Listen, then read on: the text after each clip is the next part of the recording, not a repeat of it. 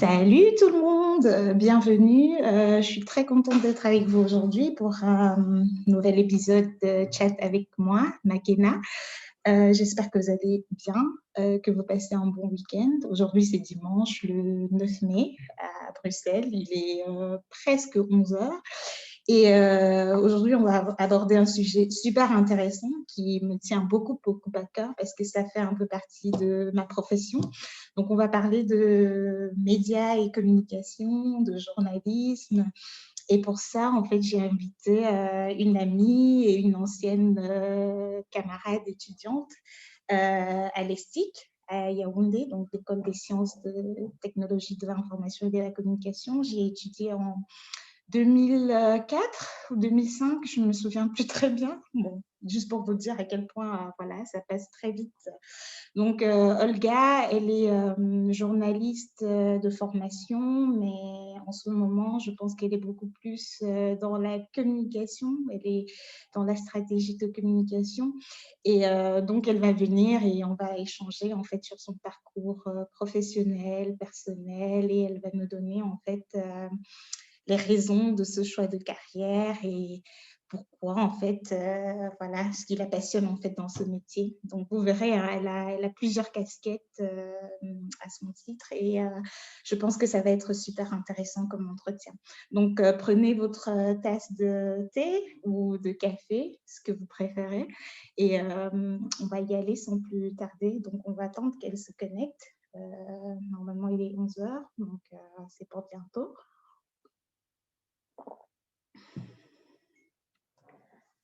Voilà.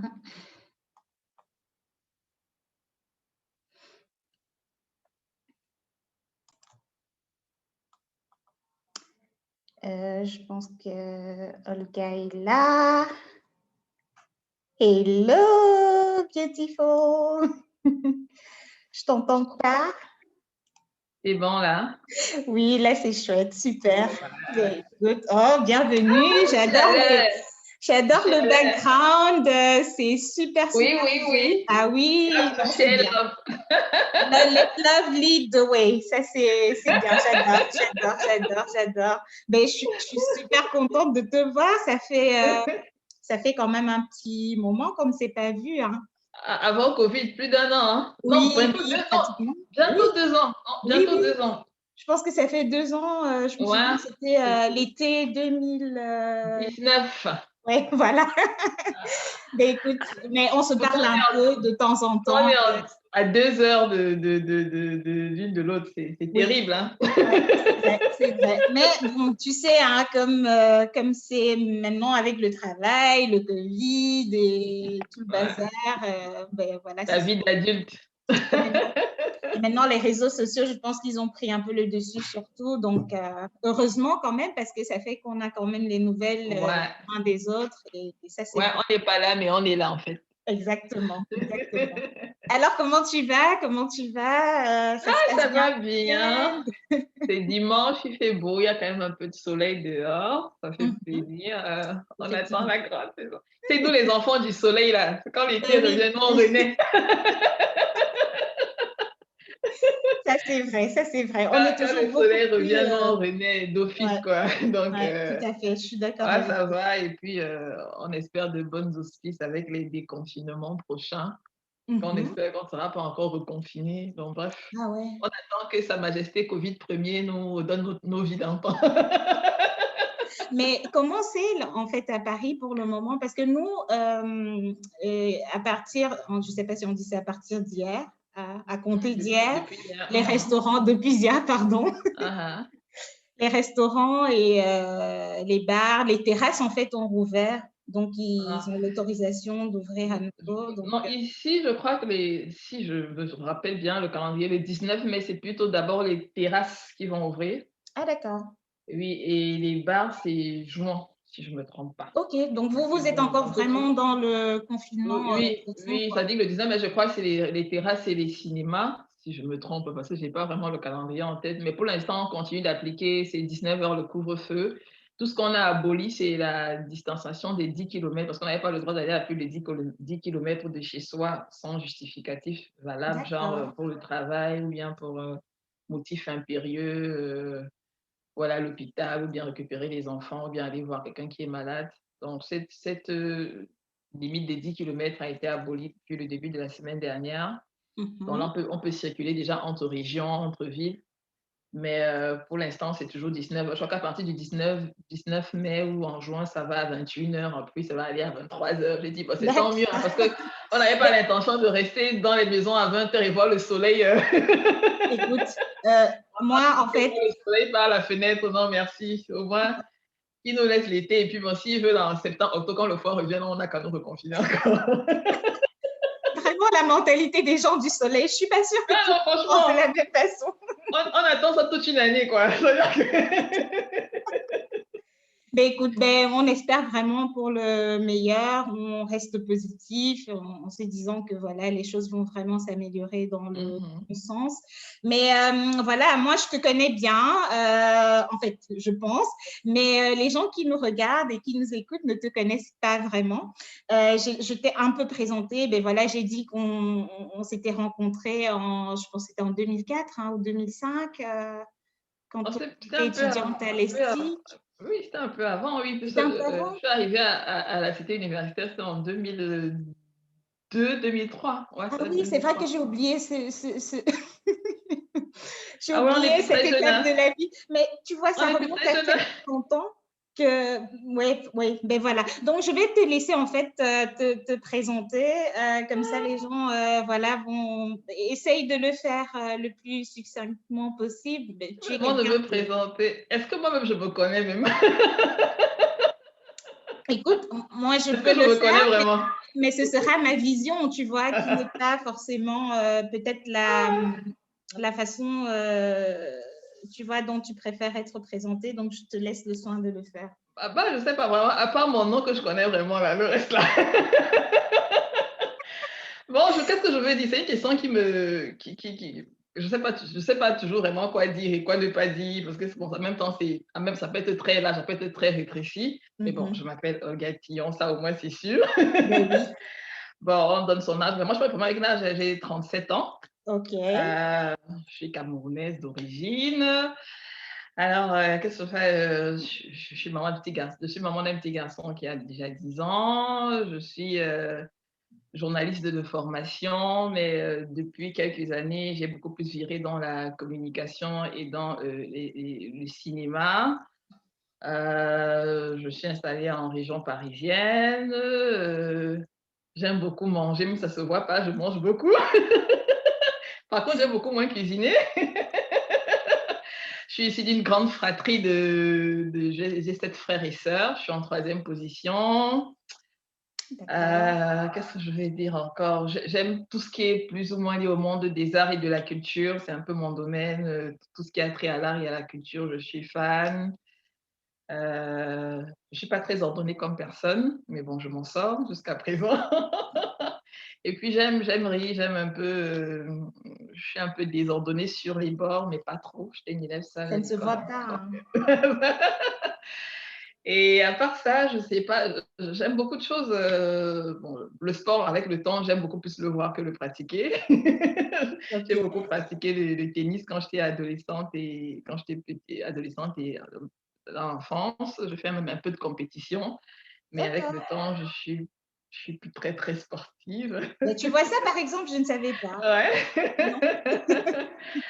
Ouais, j'ai passé presque toute ma vie au Cameroun, hein. Je peux dire que je suis installée en France vraiment de façon continue depuis, je suis chez ma troisième année. Donc D'accord, avant, j'allais, venais, mais de façon continue, je peux dire, je suis sur ma troisième année. Donc toutes d'accord. les 34 premières années de ma vie, c'était au pays, Au pays. dans le secteur, au 237. Donc voilà, et bon, je fais plein de choses. Comme j'ai dit, je suis journaliste. J'ai été journaliste. C'est vrai que je pratique de moins en moins, mais je suis journaliste à la base. J'ai fait aussi de la communication. J'ai travaillé pour des festivals. Et là, je travaille pour une boîte de production de cinéma à Paris sur un projet de formation de femmes dans le cinéma. Et à part ça, oh, ça va, hein, je crois que ça va. Je ne sais plus Mais trop écoute, quoi dire. c'est très bien comme présentation, assez Euh, détaillée. Et donc, de ce que j'ai tiré, justement, ce qui m'intrigue hein, et qui m'a toujours un peu intriguée, justement, c'est pourquoi, en fait, ce changement de carrière subi, tu vois.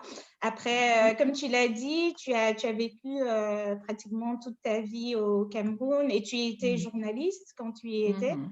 Et il y a à peu près 3 ans, justement, Mhm. là, il y a eu un revirement total de Mhm. situation. Comment est-ce que tu expliques ça et qu'est-ce qui t'a poussé en Mhm. fait Oui. à prendre cette décision Bon. de vie, quoi? Bon, je vais commencer par dire que c'est pas vraiment des domaines qui sont très, très éloignés, c'est-à-dire le Tout à journalisme et fait. la communication. D'ailleurs, je suis un produit de l'ESTIC, qui est l'École des sciences et techniques de l'information et de la communication au Cameroun. Mhm. Et dans ce cursus-là, normalement, les premières années, deuxième année, on a beaucoup de troncs communs avec tout ce qui est communication, relations publiques, Tout à fait. marketing et tout. Donc, je peux dire que c'est plus un concours de circonstances. Bon, parce que bon, moi, quand je fais mes études de journalisme, je sors avec mon diplôme de journaliste, je commence à exercer. J'ai exercé un tout petit peu à la télévision, mais pas pendant très longtemps. C'est juste justement à l'occasion de mon premier stage que j'ai eu justement à l'époque. J'avais une bourse pour venir ici à Paris faire un stage dans le cadre de mon cycle de mépris. J'avais fait quasiment un an ici à l'époque à iTélé, qui s'appelle aujourd'hui CNews. D'accord. Donc, j'ai fait un peu de la télévision. Après, je suis rentrée au Cameroun. Et au Cameroun, à l'époque, c'était l'époque où le journalisme virtuel, oui, tout ce qui est cyberpresse commençait un peu à décoller. En fait, je me suis très vite mis à mon compte et j'ai créé un média qui m'était propre. Et en même temps, à cette époque, justement, je faisais également des relations presse parce qu'à l'époque, le groupe Canal Plus au Cameroun avait essayé d'implanter une structure au Cameroun, mais qui était beaucoup plus dans tout ce qui est Canal Sat, en fait, tout ce qui est distribution de chaînes et tout ça. Et moi, en fait, je m'occupais un peu avec le bureau local. À chaque fois qu'ils voulaient organiser des conférences de presse, je faisais de la veille média, je m'occupais d'organiser des conférences de presse. Donc, du coup, j'étais déjà dans plus ou moins deux couloirs. C'est-à-dire, je faisais en même temps du journalisme pour mon média. Et quand j'étais également correspondante de quelques magazines à l'époque, notamment le magazine Brune. Je ne sais pas si vous connaissez le magazine Brune. Je faisais des articles à l'époque. Et D'accord. donc, j'ai fait un peu des relations presse. Ce qui fait que quand je fais de la cyberpresse, je la fais pendant à peu près, le site qui s'appelait à l'époque justement goducamer.com. Oui, justement, tu Je vois. l'ai je l'ai géré, je me dis, pendant à peu près 5 ans et puis après, c'est un concours de circonstances. Je me suis retrouvée à faire de la communication institutionnelle. Bon, là, c'est vrai que la vraie fracture, parce que je me suis retrouvée à aller faire compagnie de la communication pour un institut universitaire confessionnel à l'époque, Mhm. l'Université évangélique du Cameroun.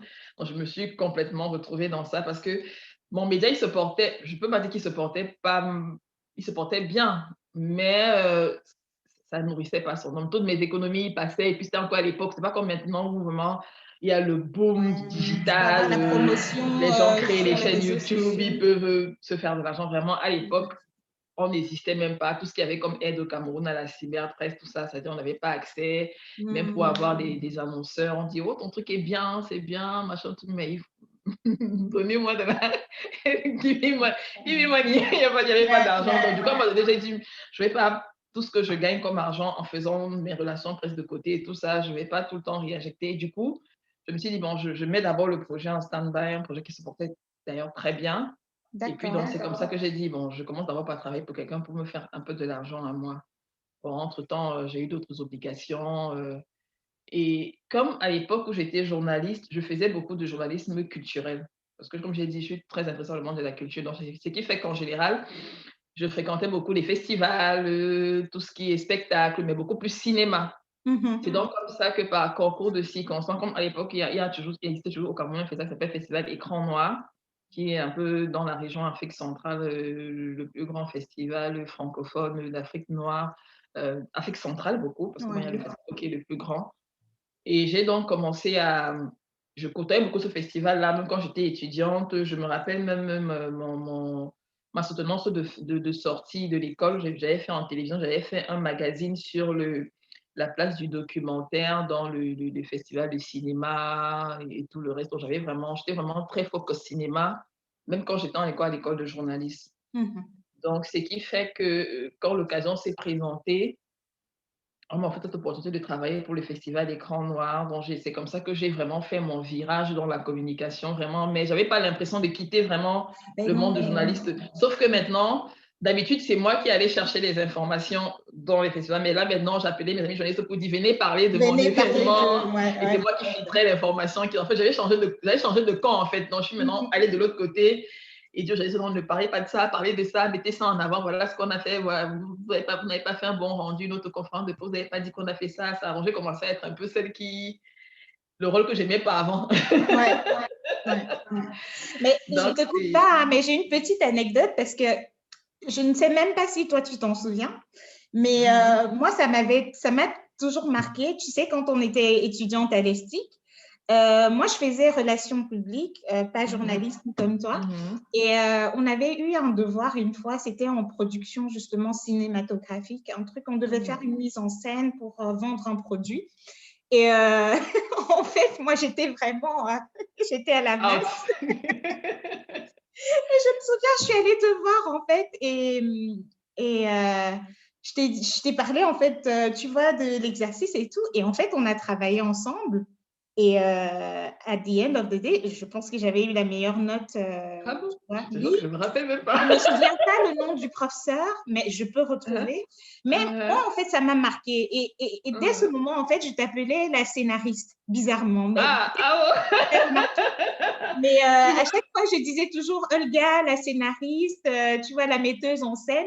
Parce que justement, tu vois, comment tu m'avais expliqué le truc. Bon, parce que moi, je n'avais pas un background de communication Dans au ce départ. domaine-là. Je suis beaucoup plus langue et Ah tout. ouais, t'es vraiment langue. Oui, Hein, j'étais ce un peu côté que je t'envie out beaucoup. par rapport à ça.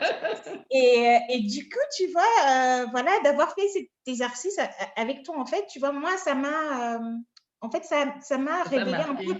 ton côté, en fait, artistique, de Mhm. metteuse en scène et tout. Donc voilà, c'était juste une petite anecdote Voilà, donc tu vois que je que voulais partager c'est... parce que je suis sûre que justement, toi, tu ne t'en souvenais pas, mais c'est quelque Mhm. chose qui m'a vraiment beaucoup marqué à cette époque-là, quoi. Donc, Voilà. En fait, ça voilà, peut, je voulais comme un peu oui, c'est ça. partager Donc, ça. ouais, c'est vrai, donc le cinéma, j'étais un peu déjà Oui, dedans sans tu étais être déjà vraiment dedans dedans. sans le savoir vraiment.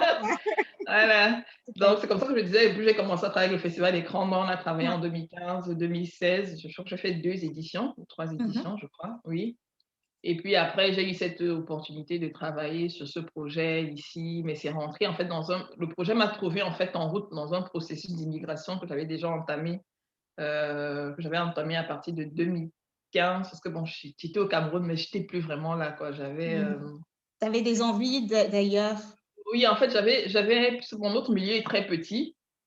Et bon, je peux dire heureusement ou malheureusement, bon, quand tu as déjà eu un truc à ton nom, ou bien quand tu as déjà fait des trucs à toi, tu as un peu du mal un peu après à te faire, je peux dire, recruter ailleurs. Bon, certains, c'est un avantage, mais moi, en fait, je voyais plus trop, je tournais un peu en rond professionnellement parlant. J'avais l'impression que D'accord. j'avais fait le tour, De la j'avais plus question. trop ma place et puis j'avais besoin, bon, ce n'est pas que sur le plan professionnel, même sur le plan personnel, je me disais, bon, je fais quoi là, quoi? J'avais envie d'ailleurs, j'avais envie d'autre Oui. chose et puis je voulais un peu aller à la pause. Parce que je me dis quand même que il y a un âge, et c'est un truc on ne valorise pas beaucoup chez nous. Bon, c'est vrai que bon, il y a un ami français qui me disait il n'y a pas longtemps que les Africains sont ceux à qui on veut le plus empêcher d'aller ailleurs. Pourtant, tous les jeunes du monde Le fond. ne se découvrent par les voyages. Hmm. Mais nous, la notion de voyage chez nous, on a entendu dire que non, restez chez vous, c'est compliqué chez nous pour avoir tout, le moindre visa et tout. Puis je me suis dit, bon, à la trentaine, moi j'ai envie de voir du monde. Bon, j'avais déjà eu Hmm. à voir du monde, mais je me suis dit, il y a quand même un âge où on a envie d'aller. Toi, tu es allé à l'époque, je me suis dit, tu es allé en Chine, loin de l'autre côté. Je dis, il y a un âge, il faut partir. Oui. Oui, il y a un âge, il faut partir, quitte à revenir plus tard. Et le monde Mhm. est grand, il y a tellement à découvrir, il y a Exactement. tellement. C'est vrai qu'il y a la peur du changement. Quand tu as déjà une vie plus ou moins bien posée, tu as des Ouais. habitudes Et et tout. puis, je pense que financièrement aussi, tu vois, c'est aussi Mhm. un obstacle hein, à beaucoup de gens. Oui, Parce que je ne te oui. coupe pas, mais je pense qu'il y Mhm. a beaucoup de gens qui ont justement voilà, ces Oui. envies-là qui ont ces projets de vie Mhm. aussi, mais qui parfois ne peuvent pas le réaliser tout simplement parce que… Mais ça se prépare, hein, Oui. parce que moi, par exemple, je peux dire que je suis vraiment venue m'installer en France, je peux dire en 2018, mais j'ai préparé le Mhm. projet depuis 2015 Ouais. et je me rappelle à l'époque, quand je travaillais au festival Écran Noir, il y avait un peu de retard dans les payes du salaire, moi, j'allais toujours dire à mon boss que moi, ce salaire-là, c'est ça que j'attends pour payer ma pension. Parce que dans mon processus d'immigration, je me suis dit, quel est le meilleur moyen pour moi de rebondir à l'étranger? Mhm. J'avais pas de parents directs ici, je n'étais pas l'immigration ni par le mariage, ni par l'enfant, ni par quoi que ce soit. Et le seul moyen que j'avais pour venir et être tranquille, c'était l'immigration par les diplômes, quoi, parce que Ouais. le diplôme que j'avais était camerounais. Et Mhm. au plan français, ça n'a pas de valeur. Et puis, j'avais un peu dépassé l'âge de faire des masters, parce qu'il y a un peu dans les écoles directes, parce qu'il y a des critères d'âge et tout ça. Et quand je réfléchis, le meilleur moyen que j'avais pour rebondir au plan international, c'était de repartir à l'école et de faire un diplôme international. Mhm. Donc, du coup, il y a une école ici en France qui s'appelle École journaliste de Lille, qui est une école qui a une opinion, qui a la réputation Mhm. d'une des meilleures écoles de journalisme en France et peut-être en Europe aussi, Ouais. qui avait un programme de master en management international des médias, D'accord. auquel j'ai postulé. Et ça coûtait, pour moi, en tout cas quand je Ouais, ça coûte la convertis peau en des fesses, CFA, oui. ça coûte la peau des fesses. Donc Ouais. pendant les 2 ans que j'ai travaillé aux écrans noirs, tout mon salaire, c'était pour payer ma pension. Quand je prenais Mhm. mon salaire, il me restait peut-être à la rigueur 50 000 francs parce que j'étais à partir à embrasser un truc. Après, je me disais, mais qu'est-ce que j'ai fait? Mais Ouais. quand j'ai postulé et que j'ai été retenue, et il y a un geste qui m'a beaucoup marqué parce que j'ai un de mes tontons ici que j'aime beaucoup, tonton Roger. Je lui fais un coucou depuis l'enfance. On est très proches, docteur Roger Dalloco. Moi, Mhm. j'étais venue à l'époque ici faire mon stage de journalisme dans les années, c'était en 2005, 2006. Moi, j'étais encore très branchée Cameroun. Ah, le pays, tout ça. Donc, quand j'ai fini, moi, j'ai voulu rentrer. Il me dit, mais tu es jeune. À l'époque, j'avais, je crois, 23 ans ou 22 ans. Reste ici, tu as des opportunités. Moi, j'étais que moi, je Je vais comprenais rentrer. pas en fait. Ouais, moi, j'ai dit, moi, je vais rentrer dans mon pays. Puis j'avais mes amis qui m'attendaient, j'avais ma vie. Et puis, en fait, je voyais pas trop pourquoi je devais rester ici. Ouais. Il m'a dit, tu me comprends, mais tu comprendras. Donc, ça nous a créé un peu des frictions à l'époque parce qu'il disait, mais comment tu peux avoir autant d'opportunités, tu peux faire rentrer, machin. C'est l'âge. Et puis, quand je suis rentrée, puis quand je me suis rendue compte 10 ans plus tard que j'avais peut-être pas fait le bon choix. Mhm. Et lui et moi, on est restés un peu en froid pendant longtemps parce qu'il ne comprenait pas trop mes choix à l'époque. Et puis après, ma vie a un peu pris une C'est la jeunesse, hein. descente et tout ça. Donc, on ne se parlait plus trop. Et puis maintenant, quand je postule pour ce concours-là, de cette école-là, c'était un master qui faire parler CJ et l'école de management de Lille. Euh, Mhm. euh, euh, Quand je suis retenue, c'est la première personne à qui j'écris. Pour moi, c'était comme pour dire, tonton, voilà, je reviens sur la scène et tout, tout. Et il a fait ce qui m'a tellement marqué, c'est que ma pension, ça coûtait assez cher. Et il m'a dit, je suis tellement contente que tu t'es enfin réveillée pour te récompenser. Je m'engage à payer ta préinscription qui était 1 000 euros. Il m'a Waouh. fait un virement de 1 000 € sur place pour payer Mais ma c'est préinscription. génial. C'est un truc, je sais pas. Non, mais Mais quand j'imagine, je reviens ici et que c'est… je connais maintenant la valeur de 1 000 €, je me dis, ah, il m'a vraiment aimé mon tonton. Mais oui, mais oui, mais oui. Voilà. C'est pas donné, c'est Il pas m'a quelque fait ce chose virement que… de 1 000 €, il dit c'est pour ta préinscription et maintenant tu te débrouilles à payer ta Mmh. pension. Et pendant 2 ans, je travaillais que pour ça. Mmh. Et quand on a fini la formation, il y avait possibilité soit de soutenir au Cameroun, parce qu'on pouvait le faire en ligne, En oui, en visioconférence. vidéo, soit venir sur place. Après, je Mhm. me suis dit, bon, pourquoi ne pas venir sur place? J'ai encore augmenté quelques mois de travail pour m'acheter un billet d'avion et pour trouver un motif de voyage pour venir soutenir. Donc, je suis venue soutenir ici en octobre 2017. Oui, je me souviens, Voilà, on voilà, s'était vus à cette époque-là.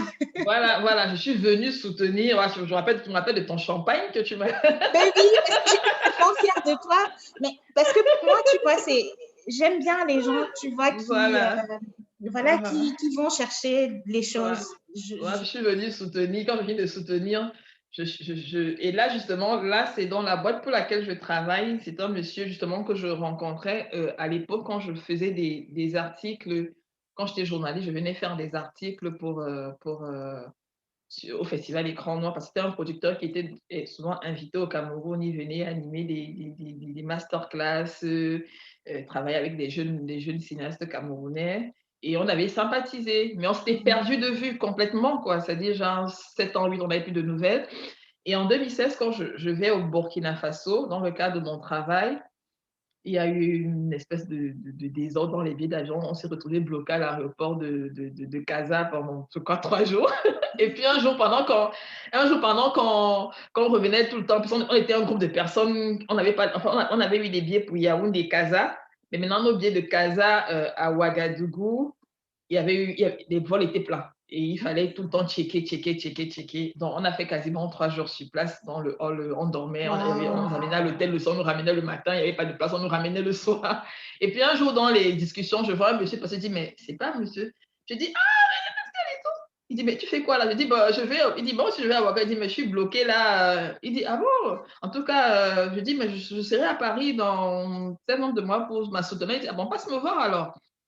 Voilà, et c'est comme ça que ça s'enchaîne. Donc, quand je viens à Paris, je viens soutenir. J'avais fait juste, je crois, 2 semaines ou 3 semaines.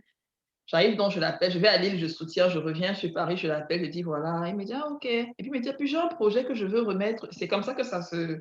C'est pas encore très implanté, mais bon, on voit avec ma. Vous en parler, tu vois, dans quel but ça peut t'intéresser. C'est comme ça que c'est parti. Donc, je rentre au Cameroun en fin 2017. Je reviens en 2018. J'ai fait beaucoup d'allers-retours. Ouais.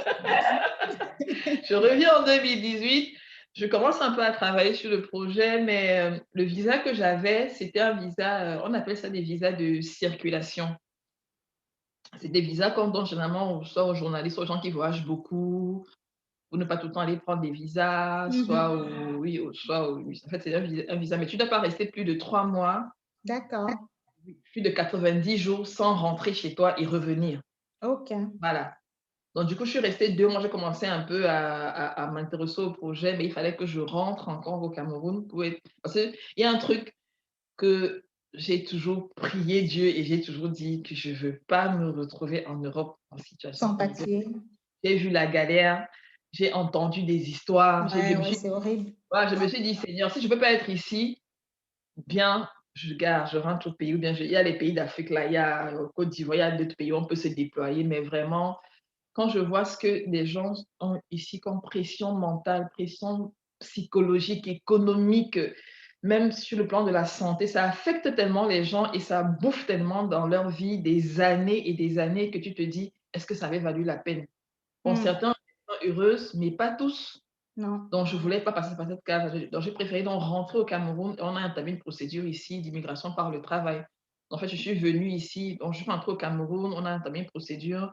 Parce que ici, quand tu viens et puis quand tu veux pour le travail, il faut que l'État français ait un certain nombre de procédures et puis on renvoie dans ton pays. Et c'est dans ton pays que tu dois prendre maintenant le visa pour revenir. Ouais. Donc, je peux dire que j'ai fait à peu près 6 mois, 7 mois de procédure pour revenir maintenant étant. D'accord.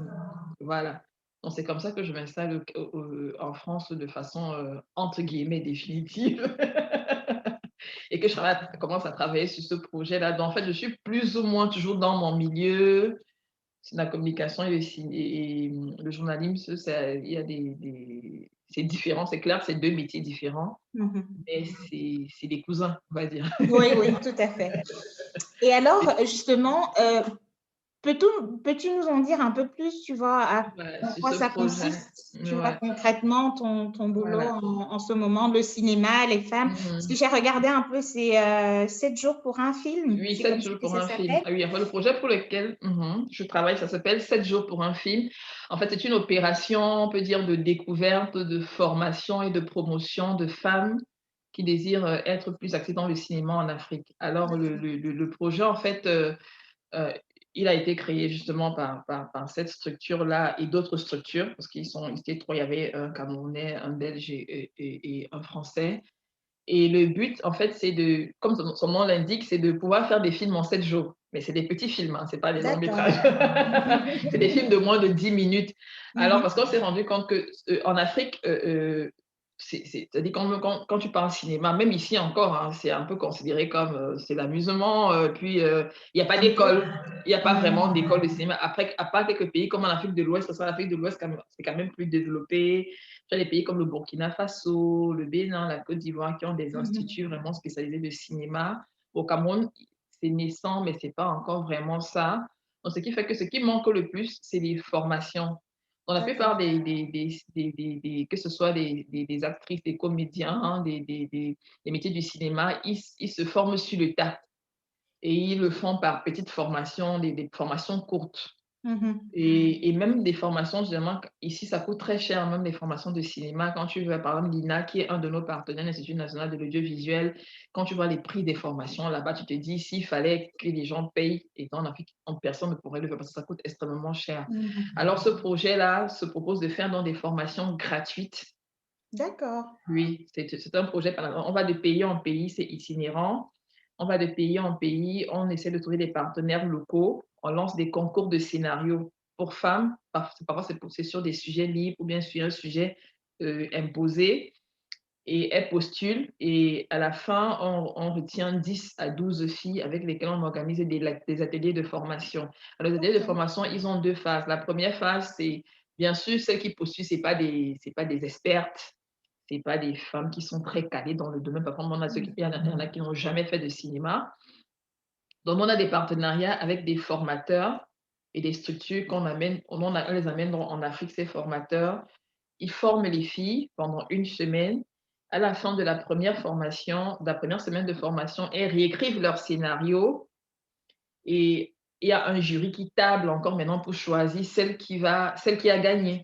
D'accord. Maintenant, quand on choisit celle qui a gagné, elle a 7 jours pour faire son film. Mais l'avantage de cet atelier, c'est que quand la gagnante, elle ne fait pas son film tout seul, toutes les filles qui n'ont pas gagné, en fait, elles Elles vont s'impliquent dans le contribuer. film de la gagnante. Elles prennent des postes. Je peux être décoratrice, je peux être maquilleuse, je peux D'accord. être preneuse de son, je peux être assistante caméra, je peux être, je m'occupe de la régie, je m'occupe de, donc, en fait, c'est l'idée de former au fil des pays une espèce de, je vais dire quoi, de groupuscules de femmes dans le cinéma qui s'entraident et qui font des petits projets intéressants. OK. Donc, depuis que Donc, j'ai c'est commencé vraiment à... centré sur les femmes, en fait. Oui, oui, au départ, le projet était mixte parce qu'il a d'abord été créé en 2009, après il s'est arrêté pendant une dizaine d'années, mais là, maintenant, on l'a repris vraiment en 2019, Mhm. oui. Et là, on s'est dit, le besoin est beaucoup plus accru chez les femmes. Et pourquoi? Parce qu'on s'était rendu compte, par exemple, quand on lançait un concours de scénario, si on reçoit 100 scénarios, on aura 85 scénarios d'hommes et 15 Ah, scénarios de femmes. C'était OK. difficile de faire de la parité. C'était difficile, OK. on peut dire, on pensait que l'idée c'est d'avoir égalité homme-femme. Et on s'est Ouais. rendu compte que les femmes, souvent, même parfois, même si elles peuvent, elles n'ont pas souvent elles ont un peu peur de poser, elles se disent, bon, est-ce que je peux, est-ce que c'est que, et puis bon, il y a beaucoup Oui. d'hommes, ils sont plus aguerris que moi et tout ça. Donc, Autodestruction. voilà. Donc, en orientant sur les femmes, on donne plus la possibilité aux femmes, on dit, mais postulez, vous pouvez. Mhm. Et on s'est même rendu compte que quand je fais un peu le bilan des 4 éditions qu'on a fait jusqu'à présent, parce que depuis 2019, on a fait une édition au Burkina Faso, une édition au Togo, une édition au Sénégal et une édition au Bénin. On est en train de préparer une édition pour Madagascar d'ici 2 à 3 mois. C'est chouette, Donc, ça. je me rends compte que même les filles qui gagnent, c'est même pas des filles qui sont forcément du milieu, hein. Au Mhm. Bénin, on a fait une édition au Bénin, la fille qui a gagné, c'est une fille qui est administrative des impôts, elle vient de sortir de l'école d'administration et de magistrature. Rien à faire au cinéma, mais en une semaine, elle a Ah, percuté le truc, elle est allée à fond et elle a gagné le concours. d'accord. Donc, c'est des projets comme ça Bon, moi, ça me plaît parce que ça me donne l'impression d'être utile, d'apporter des trucs nouveaux et de contribuer d'une manière aussi petite soit-elle avec la structure justement qui m'emploie, qui s'appelle Acajou Production. Mhm. Et on travaille et puis bon, j'aime beaucoup ce projet parce que j'aime voyager, donc comme je voyage, Non, mais c'est chouette. Et je pense que c'est, le voyage gratuit. oui, quand on trouve en fait le boulot qui permet d'associer Mhm. en fait un peu ses hobbies, sa passion Voilà, et tout le reste, voilà. franchement, c'est Mhm. voilà, c'est tout ce qu'on peut souhaiter Mhm. de Ouais, meilleur. c'est ça. Donc, je Mhm. fais un peu dans ça, je peux dire que je suis pas seule et bien évidemment, bon, de façon permanente, c'est vrai que je suis un peu plus, je travaille un peu plus, parce que comme c'est un projet associatif, Mhm. Donc, c'est évidemment à but non lucratif. Ça ne rapporte pas de Mhm. l'argent. Au contraire, on cherche de l'argent. Donnez-nous de Ouais, l'argent ouais, pour vous aller cherchez former des les femmes. sponsors. Donc, en fait, je fais un peu tout. Je fais la communication, je gère C'est les du réseaux sociaux, marketing oui, aussi. oui, il faut chercher des financements, il faut aller flatter les gens, donner-nous de l'argent, et il faut communiquer sur ce qu'on fait, le site web, les réseaux sociaux. En fait, j'ai beaucoup je fais un peu Ouais, de de tout, casquettes. en attendant que ça décolle et on ait les financements de Bill Gates avant d'arriver. Ben écoute, c'est super chouette tout ça. Je vais mettre en fait le lien, tu vois, quand je vais poster la vidéo, je mettrai le lien vers le site Voilà. 7 de jours la pour un société de film. production. Comme Mhm, ça, mhm, les gens pourront aller voir un peu plus en détail ce mhm. que vous faites. Mais moi, je trouve Voilà. ça super chouette, voilà, que Mhm. tu t'épanouisses tout à fait Ouais, dans ouais. ton boulot. Et justement, comme tu le disais, tu as plusieurs casquettes à ton actif. Moi, je me souviens à un moment donné que tu as eu, voilà, que tu as été, bon, ou alors je vais poser la question d'une façon différente peut-être. Est-ce qu'il y a quelque chose que les gens ne savent pas de toi, tu vois, de côté. Il y a beaucoup de choses qu'on ne sait pas de moi. Et moi, par exemple, le truc que je ne savais pas de toi et qui me surprend toujours, c'est que tu as aussi une casquette de pasteur. Oui, je peux dire oui. Ouais. C'est vrai que ça fait très longtemps que je n'ai pas prêché. Ah ouais. Très, très longtemps. Depuis quoi 2000. En fait, j'avais suivi une formation justement de missionnaire. Mhm. Ça, je crois que c'est en 2014. Oui, 2013-2014. Dans l'église où j'allais au Cameroun, il y avait des formations pour missionnaires, dont j'ai suivi la formation. Et à la fin, on a été ordonnés. Ordonnés. Donc, c'est vrai que moi, à l'époque, je faisais beaucoup plus l'école du dimanche. Mhm. L'école de ça s'appelait la mission évangélique chrétienne, la Mecque. Mhm. Je faisais beaucoup plus l'école du dimanche. Mais je n'étais pas ce qu'on appelle les pasteurs résidents, parce que le pasteur résident, vraiment, c'est lui, c'est son métier à plein temps, c'est-à-dire qu'il se lève comme les prêtres, en fait, il est là, tu vas à l'église, il est là le matin au soir, il reçoit des gens, il a des programmes et tout. Donc, nous, en fait, c'était beaucoup plus des gens qui ont une vie, je ne vais pas dire normale, parce que la vie de pasteur, ce n'est pas une vie anormale.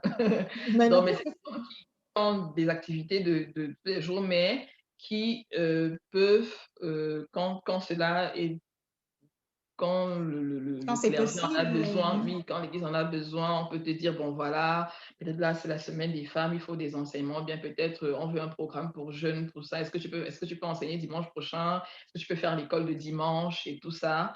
Donc c'est un truc que je prenais plaisir à faire. Mais je dois avouer que dans ce domaine-là, j'en pensais encore justement hier, parce que justement hier également, j'étais à Paris avec quelqu'un de très proche et on allait faire ce qu'on appelle une maraude.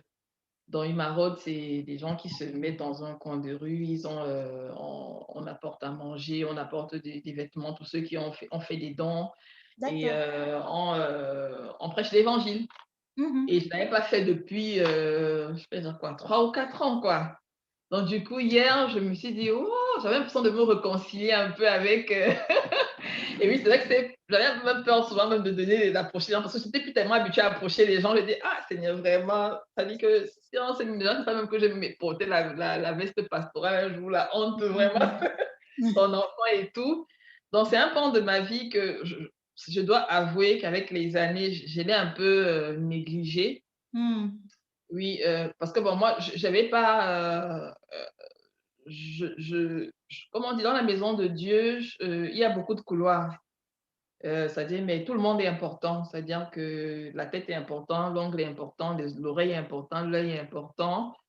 J'ai beaucoup, maintenant, j'avais plus tendance à être en background, c'est-à-dire à être plus dans les activités socio-religieuses que Mhm. être à la chair. Être Ok. à la chair et tout ça. Bon, peut-être c'est aussi le fruit de ma timidité, mais bon, je ne sais pas si je suis vraiment timide au fond. Toi, timide? Ah, je suis timide. Oui, mais vraiment, je reconnais que c'est un pan de ma vie que j'ai un peu négligé ces temps-ci et je suis fière depuis quelques semaines, je peux dire, de me réconcilier un peu avec ce côté, parce que c'est la relation à Dieu, c'est un peu comme la relation même avec les parents, c'est-à-dire qu'à un moment donné, ton père et ta mère, c'est ce que tu détestes le plus au monde, ils ne comprennent rien à ta vie, ils doivent te laisser vivre ta vie, ils te stressent, donc tu fais qu'on a un peu la relation avec Dieu de temps en temps où on s'éloigne, on se dit, non, c'est franchement, on en a marre, c'est quoi ces conneries tous les jours depuis que tu es né, et puis c'est pourquoi si je suis chrétienne, pourquoi ceci m'arrive, pourquoi on devient champion en procès en Dieu, et puis on se dit, bon, on fait sa vie. Mm. Mais avec l'expérience de la vie, tu te rends compte que les bases que tu as eues, c'est un peu ça qui t'accompagne toute ta vie, quoi. Tout à fait. Oui, et puis tu as toujours l'impression que tu reviens un peu à la maison. Peut-être si j'avais eu d'autres bases, si j'avais peut-être eu des parents athées ou bien si j'avais eu des parents bouddhistes, peut-être j'aurais eu d'autres bases aussi. Mais comme j'ai eu cette base chrétienne-là, même quand je m'éloigne vraiment, je suis vraiment parce que j'ai été vraiment enfant prodige, hein, dans tout ce que ça comporte, il faut se Ok. dire la vérité. J'ai vraiment été enfant prodige. Même quand je suis allée très, très, très loin, je sens toujours que quand je reviens, c'est comme si je me Tu es reconnecte quelque accueilli chose. à bras ouverts, quoi. Voilà, et je suis reconnectée, je suis réconciliée avec Dieu, et ça m'apaise beaucoup, et puis ça me donne aussi maintenant l'énergie, parce que quand je dis que j'ai peut-être arrêté avec la prédication, parce que quand tu ne mènes pas une vie, je trouve que c'est un peu hypocrite et un peu sournois de parler aux gens d'un truc que toi tu ne vis plus. C'est-à-dire, Mhm. tu vas aller à la chaire, du oui, faites pas ça, faites pas ci, machin, machin, machin. Mais quand tu te regardes, est-ce que ta vie reflète ce que tu es en train d'enseigner? Donc, j'avais un peu l'impression faire la sournoise là, mais me donner Mhm. l'impression que j'ai une vie tellement bien rangée, je suis tellement droite devant le Seigneur que vraiment, donc Non. il fallait que je sois réconciliée avec ça pour pouvoir maintenant parler de façon être à l'aise avec les gens, parce que je peux dire voilà ce que j'ai vécu, voilà où je suis allée. Je peux dire que je suis réconciliée avec Dieu. Mais c'est L'argent, super, c'est papa devait être super. éloigné, hein. Mais c'est bien. Et alors, une autre casquette, peut-être que beaucoup ne connaissent pas, mais moi je connais. Tu vois, aujourd'hui, j'ai J'ai sorti. reconnu justement, j'ai reconnu. Tu sais, en fait, c'est fou, hein. Tu as beau créer un truc, même si tu revois 10 ans après, tu connais ta création. Avant, je Ben me demandais voilà. comment les créateurs faisaient, mais tu connais ta création. Ah J'ai ouais. reconnu. Ok, ben parle-nous de ça alors, Oui. Tipeee. Et pour la petite anecdote, sur ma page Instagram, j'ai une abonnée qui m'a écrit il y a une semaine. Comment elle s'appelle? J'oublie son nom, je vais retrouver son nom. Elle m'a juste envoyé une photo. Elle m'a envoyé une photo d'une boucle que je lui avais vendue il y a 10 ans. Et la boucle est intacte. Elle m'a seulement envoyé, elle dit que j'ai toujours la boucle. Et quand j'ai vu, j'ai reconnu, c'est parmi mes toutes premières créations il y a 10 ou 12 ans. Mais elle m'a envoyé, je me suis dit, waouh, comment elle a pu Hmm. garder ça? Comment? Donc, et puis j'ai reconnu, ça dit, même si tu fais un truc, quand c'est toi qui as créé, tu sais que ça, c'est ma création. Mais d'où te vient en Oui, fait, comment ça a commencé en fait pour toi? bah Est-ce ça, que c'est c'était de le chômage. l'entrepreneuriat aussi Oh, un bah, petit non, il n'y a pas la téléphone maintenant, j'ai manié, j'étais au chômage. Il faut peu? se dire la vérité, le pays était dur. Non, franchement, bon, c'est vrai que j'aime vraiment tout ce qui est lié à l'art, on dit tout ce qui est bijoux, tout ça. Et tu sais, à Yaoundé, à la poste centrale, tu sais, les gars qui Oui. vendent les trucs artisanaux là. J'avais l'habitude devant l'Institut français, il y a les gars qui vendent tout ce qui est produits africains devant Score et tout ça là. Mhm, mhm. Donc, j'ai payé beaucoup de choses là-bas, mais à un moment donné, c'est les mêmes trucs. C'est-à-dire, tu as les boucles, soit en noix de coco, c'est marron, soit c'est beige, c'est les mêmes. En fait, c'est les mêmes trucs. Et puis, c'est pas très, très. C'est pas créatif. Il n'y a rien Ouais. d'original.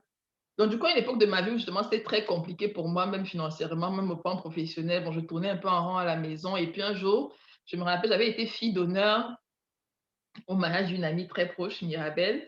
Et à l'époque, je venais d'accoucher et j'étais assez corpulente.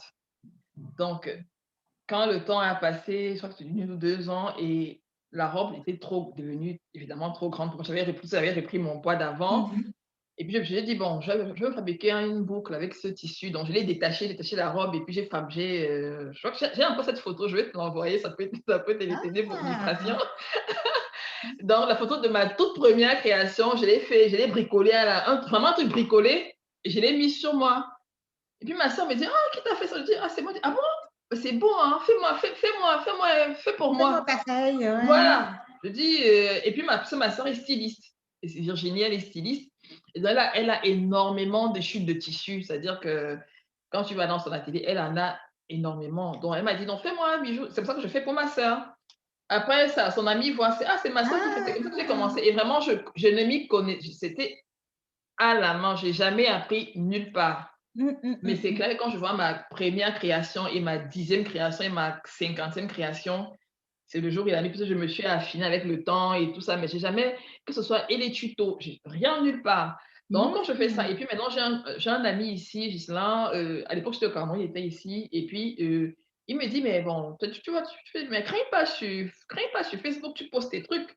Je dis: «Ah bon?» Il dit: «Bah oui, c'est gratuit, tu crées une page sur Facebook». C'est comme ça que j'ai créé une page sur Facebook et je commence à poster.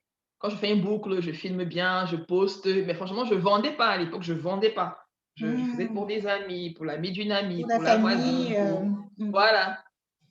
Et puis, c'est comme ça qu'il y avait un groupe aussi à l'époque qui est toujours là, qui s'appelle Camel Sister sur Facebook. J'ai connu des filles qui avaient ça et puis elles disent qu'elles organisent une vente privée et s'il y a des créateurs qui veulent, venir exposer leurs créations et puis ma soeur me dit: «Mais fais un Vas-y! stock de création et puis on va à la vente privée». Je dis: «Mais je vais faire comment? Je vais vendre à combien? Je vais».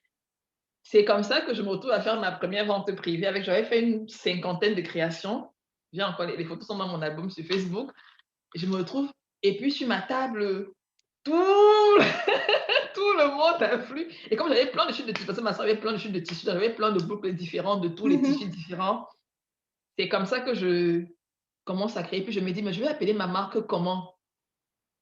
Il faut que je trouve un nom» et parce que je suis issue de la région de l'ouest du Cameroun et dans ma culture, le nom Suzanne se dit Cézanne. Mmh. Ah, Bon, tu t'appelles Suzanne, c'est Suzanne aussi? non, je ne m'appelle pas Suzanne. Attends, je t'explique. Je D'accord, m'appelle OK. je m'appelle Explique-moi, Cézanne. explique-moi. Voilà et moi, en fait, je suis l'homonyme de ma grand-mère maternelle qui Ah, s'appelait Suzanne. Donc moi, quand d'accord. je vais au village, les mamans au village m'appellent Cessana ou bien Massessa. OK, Et parce que c'est donc en fait, tu connais chez nous, on t'appelle avec le nom de ton homonyme. Donc c'est quand je ça. vais, mes grands-mères, mes grands-oncles, tout ça, on m'appelle pas Olga, on m'appelle pas Élodie, on m'appelle Cessana ou bien on m'appelle Mmh. Massessa. Donc du coup, je me suis dit, bon, quel est le nom? Et puis j'ai dit, ah, on m'appelle Cessana. Et puis Ma, c'est maman. Donc du coup, j'ai mis Massessana, donc pour dire maman Suzanne Design. OK. Ça, Donc, c'est c'est comme ça chouette que ça. le nom Massesana Design, je crée ça comme ça et puis je fais les pages. Et puis franchement, une chose que les gens ne savent pas et que je vais révéler aujourd'hui, c'est que mon premier million en francs CFA, c'est mes créations qui m'apportent mon premier million. De Waouh! tout mon travail de journaliste, de tout ça, j'avais jamais touché 1 million directement. Quand j'avais dit, je peux avoir 1 million de beaucoup de choses, Ouais, mais ouais, mon ouais, ouais. premier million que j'ai touché de doigts, qui m'appartenait en un seul coup, c'était, des créations après que j'ai participé à Promote, je crois que c'était Promote 2013 Mmh. au Cameroun. Parce que j'avais pris un stand et j'avais travaillé comme une dingue pendant 3 mois pour pouvoir péter ma collection. Ah J'avais peut-être ouais.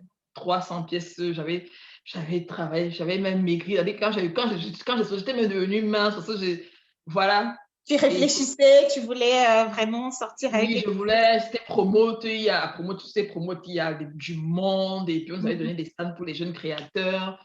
Donc j'ai commencé même à faire un tissu, j'ai fait en perles, j'ai passé des commandes, j'ai fait des pochettes. En fait, c'était ma première grande exposition et vraiment ma soeur, quand je comptais là, à la fin, elle était: «Ouais!» Mais c'est bien, Donc c'est juste donc génial quand tu c'est sais qu'en fait, c'est le une fruit de période ton creuse. travail. Mmh? Je C'est dis que né d'une c'est mmh trop bien quand tu sais que c'est le fruit de ton Oui, travail. oui, Il y a oui. Et rien puis de c'est né d'une période creuse de ma vie où je j'avais pas de boulot, j'étais au chômage, j'avais pas d'argent, c'est comme ça. Donc c'est ça qui m'a aidé à faire plein de choses. Après, ça m'a maintenue en vie pendant beaucoup d'années. mmh Bon, là, c'est vrai que depuis que je suis arrivée en Europe, j'ai pas eu le temps en Europe, c'est de l'argent. pourtant ça coûte plus cher ici. Pourtant ici, les mêmes créations que je faisais au Cameroun, que je vendais Oui. à parce qu'au Cameroun, je vois que je vendais l'ensemble boucle, bracelet à 5 000 francs, 6 500 maxi, 10 €. ici, les mêmes créations, tu les vends à 25 euros, 30 Ben euros. oui, Hein. Il oui, faudrait oui. que je m'y mette parce que ça me Ben ferait des voilà, rentrées justement, d'argent. j'allais te Voilà. demander qu'est-ce que c'est devenu? Est-ce que tu Oui. continues à le Donc, la faire? page est toujours là. La page est toujours là. J'ai encore des créations que j'ai en stock, mais je dois avouer que je n'ai plus trop mis ça en avant. C'est vrai que D'accord. bon, il faut que je profite. Parce que c'est justement pendant quand l'été arrive que les gens me mettent beaucoup. Par exemple, là, même là, Ben j'ai oui, sorti une ouais. création que j'ai Ben, faite ben depuis. oui, écoute, tu vois comment Voilà. c'est super beau. Voilà, je te dis. Euh, Donc, Moi, je vais faire ton mannequinat si tu veux. Hein, je te non, fais. non, Je je mettrai le de veux. toutes les Oui, je façons le veux. Oui, je le veux. je mettrai le lien vers la page et comme Voilà. ça, voilà, moi Ouais, ouais. je fais la Non, je l'ai promotion. fait franchement. Et Et surtout c'est qu'ici, super. j'étais venu avec du matériel.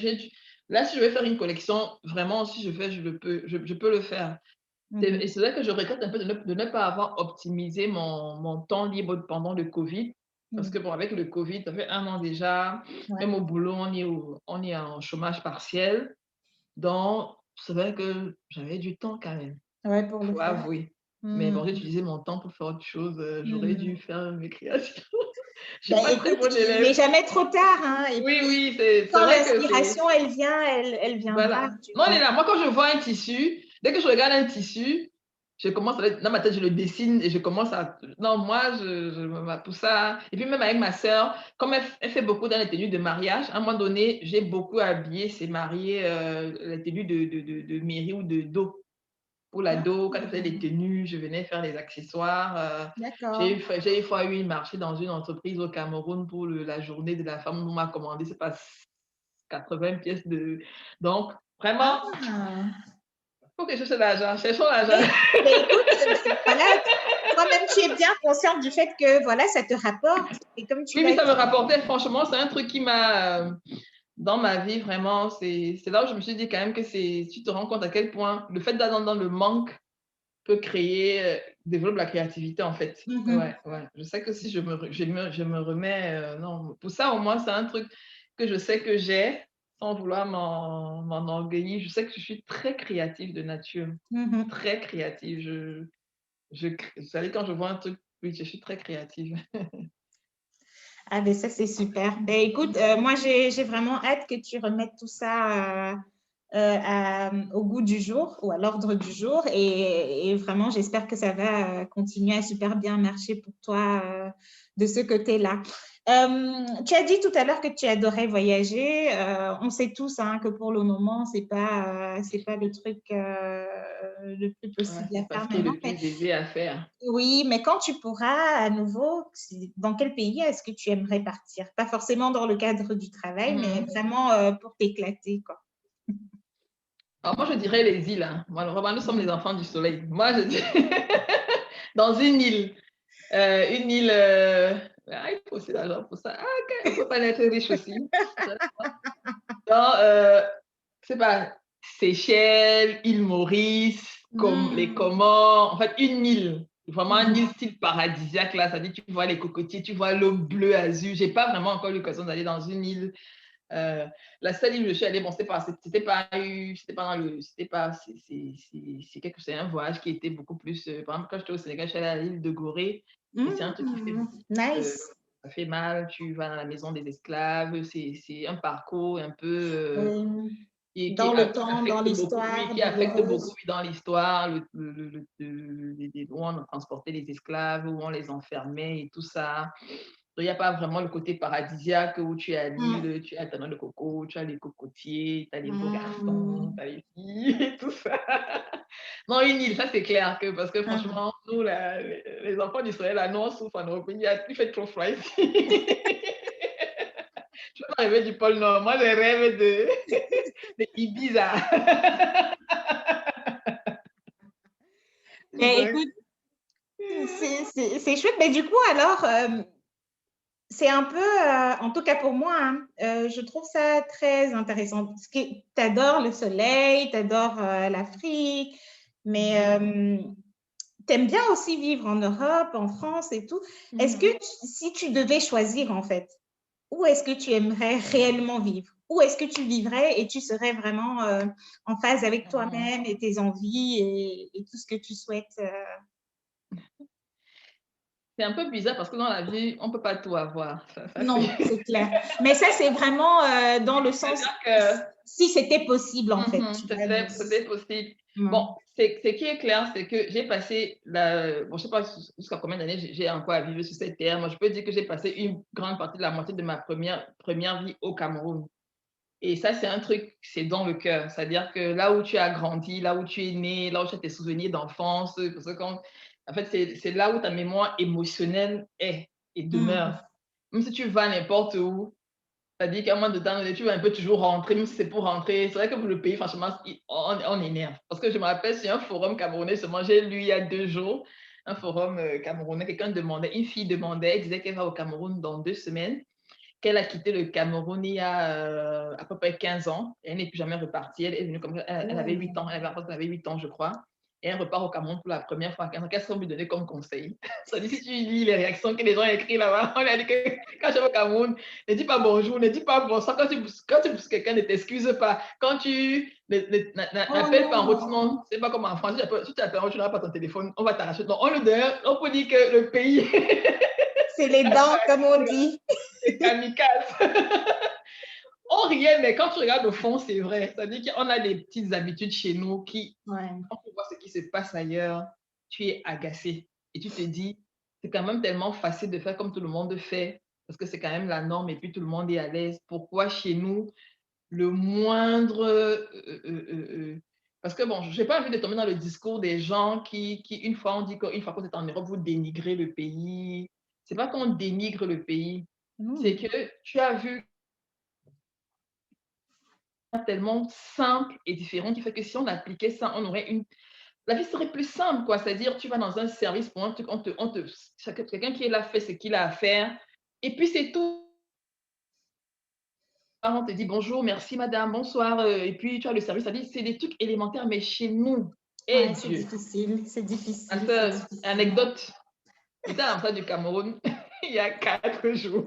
Eh ma soeur, non, j'imagine. J'ai souffert. Non, mais je sais, parce que à Non, chaque mais fois pourquoi? que tu es là, Non, mais pourquoi? Tu es vraiment au Cameroun. Même dans les rangs. Je dis, quand on va ailleurs, même dans les établissements ici en France, on est rangé, on est quand on dit aligné, on s'aligne. Pourquoi quand c'est chez nous, dès qu'on dit qu'alignez-vous, c'est la bagarre? Et dit que, quand je suis à l'ambassade, je dit que, ouais, Seigneur, ça c'est Mokolo ici. C'était marché Mokolo.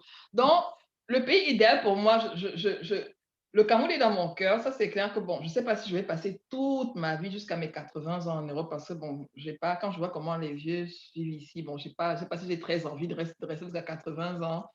Bon, l'idéal qu'on aurait, c'est dans ces vieux jours, peut-être d'autant plus si on a des frères et des sœurs encore au pays. Parce que moi, je suis la seule membre de ma famille directe qui est ici. Toute ma famille est au Cameroun. D'accord. Et personne ne veut même venir avec moi. Personne. Quand je passe en leur dire que mon venant. Tu es seule, quoi. Tu es seule dans ton trip. Oui, il a dit, moi, il m'envoie un peu boulot. Parce que les gens pensent que, bon, quand on est en Afrique, on ne rêve que d'Europe. Tout le monde ne rêve pas que d'Europe. Moi, mes sœurs et tout ça, elles, d'Europe, oui, mais ce n'est pas le rêve de leur vie. Donc, moi, le pays idéal, je dirais que c'est le pays qui me permet de m'épanouir professionnellement, sur le plan personnel. Là où il y aura mon mari et mes enfants, c'est mon pays. Oui, c'est-à-dire que moi, par contre, je suis attachée au Cameroun, mais je suis quelqu'un qui a toujours été très libre dans ma tête. J'estime que le chez moi, c'est partout. Je trouve que le monde est tellement grand que c'est dommage de s'attacher à un seul endroit. Ça dépendait que de moi, je pourrais changer de pays peut-être tous les 3 ans ou tous les 4 ans. Ça, c'est mon rêve, c'est mon idéal de changer de vie.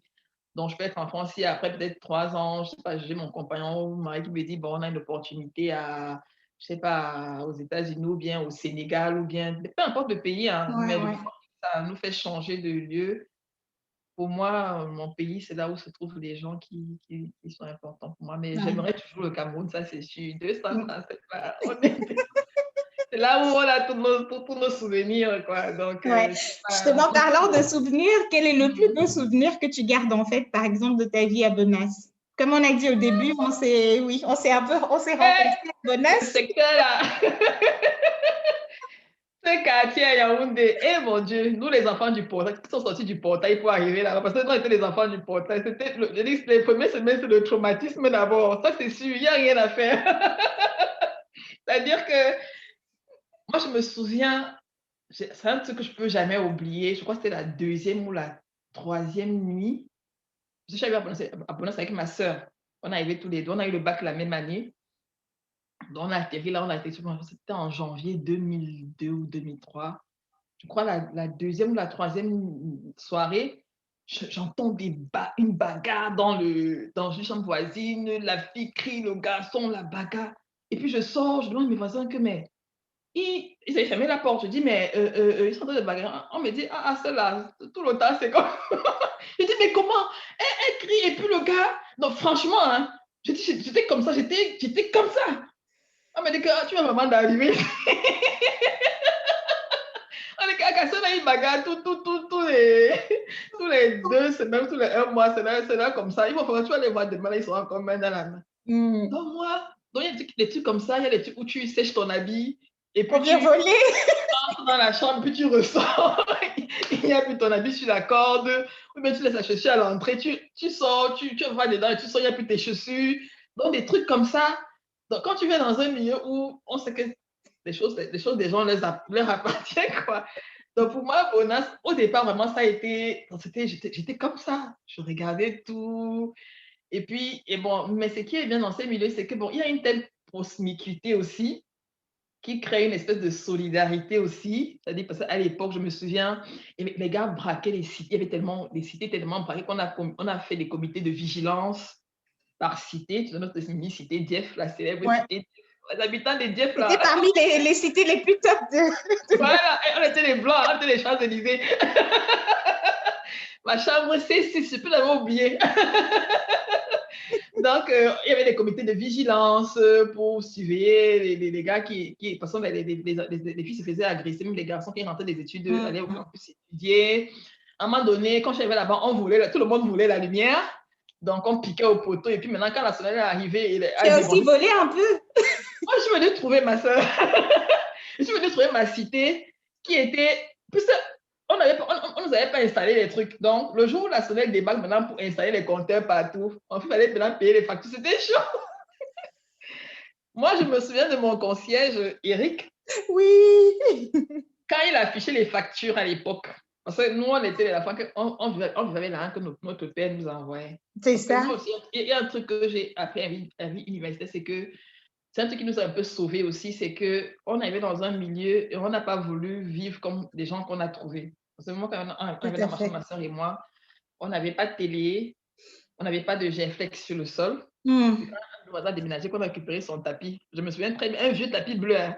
C'est quand il a déménagé qu'on a récupéré son tapis. Là, on a lavé ça bien, on a brossé, on a mis dans notre chambre. C'est pas que mes parents manquaient d'argent, mais mes parents nous envoyaient, chaque fois que mon père allait minimum nécessaire. Aller à l'agence, il nous envoie le sac de nourriture, il nous envoie, c'est pas combien, 20 000 pour gérer le mois avec. Ouais. Donc, quand la facture arrivait, si je vois sur mon nom, je vois 800 de lumière ou d'eau. Oh, loulou. Pourtant, moi, j'ai prévu de payer 500. Les 300, là. Mon conseil va seulement mourir. Il dit que mon frère, je paye 500. Mon argent, il y a à calculer. Donc, c'est une étape de vie qu'on vivait avec le minimum. C'est-à-dire, tu te dis, moi, quand je voulais acheter une chaussure, j'avais mon amie à l'époque, Arlette. J'ai d'abord fait sociologie en fac pendant 1 an. Donc, on aimait aller à Mokolo. C'était à 100 francs on marchait jusqu'à Mélène, et puis on prenait 100 francs Mokolo. On cotisait l'argent. Quand on atteignait peut-être 3 000 ou 3 500, on part à Mokolo chercher la chaussure. Et on va passer tout l'après-midi à fouiller la chaussure comme ça. Et quand on rentre là, on est fiers. Ou bien on va à Vombi le soir, vers 18h, les gars. Donc, en fait, tu apprends. Pour moi, ça a été vraiment l'école de la vie. Et puis, il y a eu les parents. Ouais. Mais même comme il n'y avait pas les parents, parce que moi, mon père, dans notre maison, on était les enfants qu'à 18h, si tu es dehors, tu vas dire pourquoi tu es dehors à 18h. On était les enfants du portail. Donc, quand j'étais à Bonas, quand j'étais me trouvais dehors, je rentrais parce que psychologiquement, tu étais déjà tellement... Oui, tellement j'ai été traumatisée qu'on ne marchait pas la nuit. Donc, je pouvais être chez les voisins, tout ça, mais à 19h, pour me trouver hors du quartier, à 19h, c'était difficile. Mais je t'avoue que même jusqu'à aujourd'hui, parfois, je t'avoue. Hein. Oui, tu t'es habitué parce qu'on t'a tellement traumatisé. Un peu traumatisant. Mais quand tu le dis aux gens, c'est difficile à croire. Mais effectivement, quand on m'a barré les anniversaires, barré les fêtes, parce que tu apportes le billet comme ça, une semaine, on te dit non, après une semaine, on te laisse pendant une semaine On te dit non la veille. Non, tu oublies la fête, tu enlèves le cœur sur ça, tu n'aimes plus. Moi qui te parle, tout le temps qu'on a fait à Bona, je suis allée en boîte peut-être 1 ou 2 fois, mais je te Ouais, jure que moi, je pareil. dormais en boîte. Hein. Et puis, Hum, un des gars, Olga, toi, tu vas rester à la maison. Tu vas aller là-bas, tu vas commencer à dormir en boîte, gâter les programmes des gens. Parce que quand je vais là, je suis très motivée. Mais minuit, 2 heures, quand il y a bien dansé, là, je dis, moi, je vais rater, moi, comment dormir. Tu dis, parce que tu dors en boîte. Jusqu'aujourd'hui. Jusqu'aujourd'hui. ouais. On était au Festival de Cannes parce qu'avec avec le projet, on allait au Festival de Cannes en 2019. On a été invité au Festival de Cannes. Et là-bas, il y a beaucoup de soirées privées. Donc, Cannes, c'est le grand rendez-vous de Oui, tous oui. les cinéastes du monde entier. Ça, Donc, c'est chouette, tu ça. as, ouais, tu as plein de soirées privées. Et moi, j'y suis allée avec des confrères journalistes du Cameroun et puis même des collègues français dans des grandes demeures. L'argent dans ce pays. Eh, mon frère, ma soeur, quand je suis allée à Cannes, je passe devant un bijouterie, je vois le prix d'une bague et c'est mon salaire annuel. J'ai dit que, eh Dieu, on t'a fait quoi? Il y a rien dans ce dehors, ma soeur. Ouais, ouais. On va à une soirée privée comme ça, là, et puis dans un grand château. Je danse, je suis contente, hein, mais jusqu'à 1 heure, j'ai commencé à donner. Tu as Ma commencé soeur à me dit dire, que moi, ma je rentre soeur, moi, chez moi. tu viens là où il y a tous les potentiels, tu dors quoi? Ouais. Tu dors quoi à Cannes? On dort à Cannes, ma soeur. C'est l'habitude, Oui, c'est c'est ça, c'est que, formatage. oui, c'est formaté Mais et pour désapprendre, en fait, ça prend oui, du temps, non, ça mais prendra du Bonas, temps. non, non, j'ai adoré Bonas parce que d'ailleurs, je me rends compte que si à l'époque, je savais écrire des scénarios, j'aurais écrit plein de scénarios sur Ouais, Bonas parce qu'il y avait des anecdotes ouais, entre des filles qui terrible. viennent attraper leur gars avec d'autres filles et les Oui, bagarres dans les cités ouais, et ouais. les luttes de leadership entre les filles et Mhm. les garçons qui... Non, non, c'est un monde... waouh, entre les parents qui viennent. Une fois, il y a un parent qui est venu, on lui a dit que sa fille a dormi chez un étudiant. Elle est venue à 6 heures du matin. C'était à la cité en face, la cité, comment ça s'appelait? Avant d'arriver chez nous, il y avait une petite, la cité qui était juste avant la nôtre. Ah, ouais, je vois. Quand c'était le petit pont là, quand tu venais, il y Oui, avait un oui, petit oui, pont pour oui, tu sauter avant de venir chez oui, nous. Je venais oui, dans cette tout cité, à juste en fait. face de nous là. Maman a Mhm. atterri là-bas un jour à 6 heures que sa fille a dormi là-bas. Elle était au lycée, le gars était en fac. Elle est comme mon frère. Il y avait tellement d'anecdotes. Et Ouais. puis, c'est là que j'ai eu l'amour pour le héros. C'est ça qu'il Mhm. faut un héros, oui. Ouais, Oh, il y avait une dame qui vendait juste en bas, moi aussi oui, j'adorais. j'aimais pas ça avant. Même l'odeur m'énervait. Euh, Mais comme il y avait beaucoup d'anglophones à Bonas, c'est-à-dire à force d'un jour j'ai goûté, j'ai dit, mais tout ça, c'est quand même pas c'est mal. un Hein? truc pas Et mal après, je suis quand devenue abonnée. Oh là, même. le héros et moi. Oh là là là là là là Ouais. là. Donc, c'est. Non, moi j'avais déjà, parce que moi j'avais été à Boya avant, donc je connaissais déjà le héros, Non, mais moi, je c'est ne vrai qu'à connaissais pas le Bonas, héros. il y Mhm. avait des vendeuses de héros vraiment pas mal. Ça, je suis Non, non, non, d'accord avec c'était. Donc, bon, franchement, moi, je trouve que c'est. J'aurais pas passé la fac mieux ailleurs. Pour moi, toi. Ouais. Bonas, c'est la base. Ouais. Écoute, ben, c'est C'est la chouette, base. c'est super d'avoir partagé tout ça, mais Mhm. oui, c'est clair que ça reste une époque de nos vies très, très Ouais. marquante. Et moi, je pense qu'un jour, on devrait retourner là. En tout cas, moi, je pense que je retournerai une fois. C'est bizarre parce que quand je vais au Juste pour Cameroun, voir. je n'ai pas le temps, tu vois, je n'ai vraiment Mhm. jamais eu le temps. Mais juste aller et de retourner en fait dans ce Mhm. quartier-là et de voir ce que c'est devenu parce que Oui, qui j'avoue que occupe ta depuis chambre. oui, depuis que je suis partie du Cameroun, en fait, ça fait déjà, oui, ça va bientôt faire 15 ans. Je ne suis Mhm. pas retournée à Bonas, en fait. Mhm. Donc, Non, non, je ne sais pas mais j'avais eu du pourquoi. mal à lâcher ma chambre. Hein. Ma chambre, je l'avais Ouais, gardée. Je n'étais plus là, mais j'avais du mal à la lâcher parce que tu ouais, te dis, tu pars du lieu, tu pars, quoi. c'est ça, c'est ça. Mais il faut partir. Il faut partir, il faut Ouais, partir. ouais. Ok. Partir, Ben, on écoute, gagne toujours en partant. Mhm. tout à fait. On va Mhm. alors parler encore un peu du Cameroun, mais on sait en fait Mhm. que la langue parlée au Cameroun, on a notre accent, il y a les petites Mhm. expressions. Est-ce que tu en as une que tu aimes beaucoup particulièrement? Tu vois, parmi Une les expression. expressions camerounaises. Jewanda!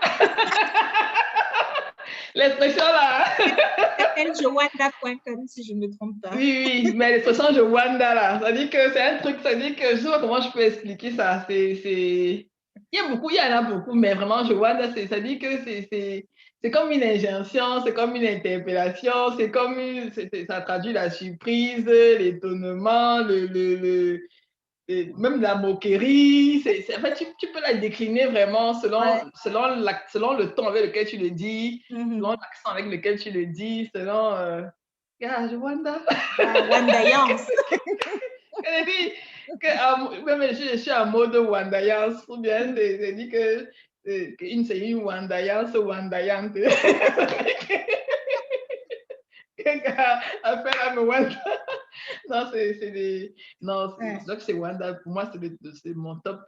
J'aime bien beaucoup ça. Et puis, c'est souvent bien d'avoir les expressions ici quand tu le dis, et puis les gens ne comprennent pas ce à quoi. Parce que pour moi, je travaille dans un milieu très, très blanc. C'est-à-dire que jusqu'à aujourd'hui, par exemple, la boîte où je travaille, on est dans un open space, des bureaux partagés.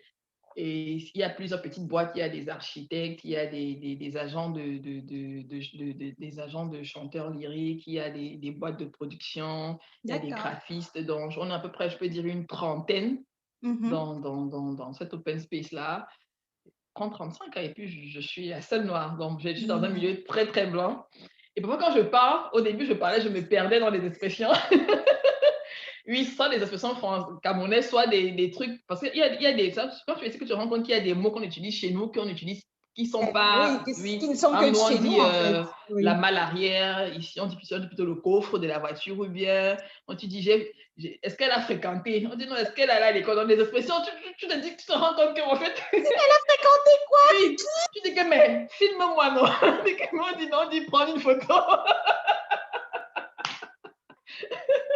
Donc, tu as des expressions comme ça que tu étais sûr que bon, quand tu dis ça, on dit qu'est-ce que tu as dit? Tu dis, mais filme-moi. On dit, mais te filmer? On dit, mais te filmer? On dit, tu veux que je prenne une photo? Ah, d'accord, oui, prends-moi. Et puis tu vois, mais tu dis, ah, il n'a pas fréquenté, hein. Il n'a pas fréquenté. Il n'a pas fréquenté, il n'a pas fréquenté. Il n'a pas fréquenté qui? Il n'a pas fréquenté quoi? Il n'a pas fréquenté quoi? On dit qu'il n'est pas là à l'école. Oh, il n'a pas fait des études? Oui, d'accord, c'est ça, en fait. Donc, il y a des expressions comme ça quand tu fais, et puis, bon, et puis ils ne comprennent pas. Il faut que tu dises que, bon, il faut essayer de moins camerounaiser le français. Mais en même temps, c'est bien parce que ça permet d'avoir des langages codés. Ben oui. Qu'on ne comprenne pas toujours tout ce que tu dis. Voilà, tu parles un pidgin là, on dit mais c'est l'anglais ou c'est le français ou c'est oui, tu mélanges un peu tout là et puis tu mets les expressions. Puis parfois quand tu types, notre type là, moi mes collègues, chaque un mois ils essayent de typer, mais c'est pas la peine de les laisser tomber. Ça c'est pour nous. Ouais.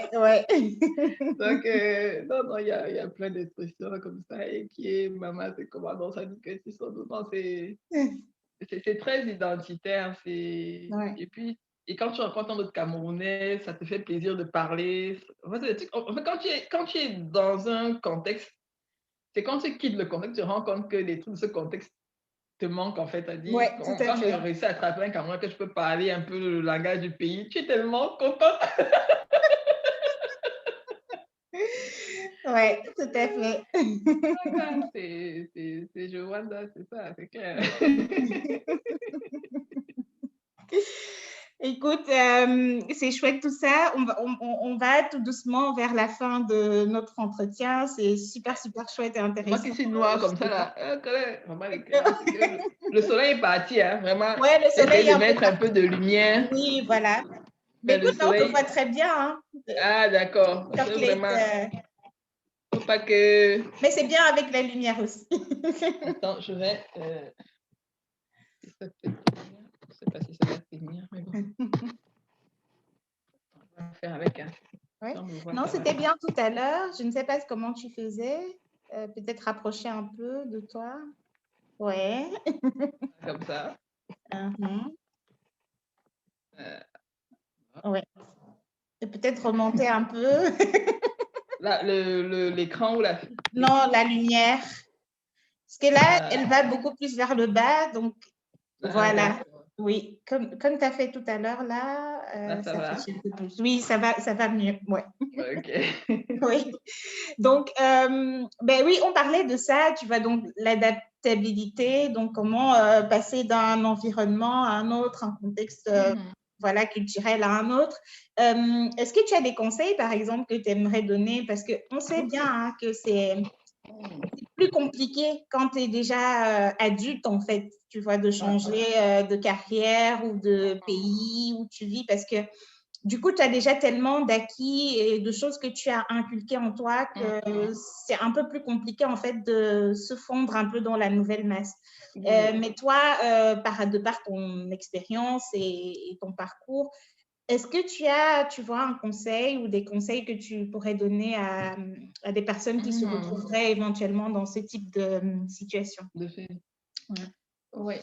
Déjà, en ce qui concerne l'immigration, déjà, et de ce que j'ai pu avoir comme expérience personnelle, c'est-à-dire que même si tu viens dans les conditions les plus bonnes, comme on dit, il y a quand même un choc de culture.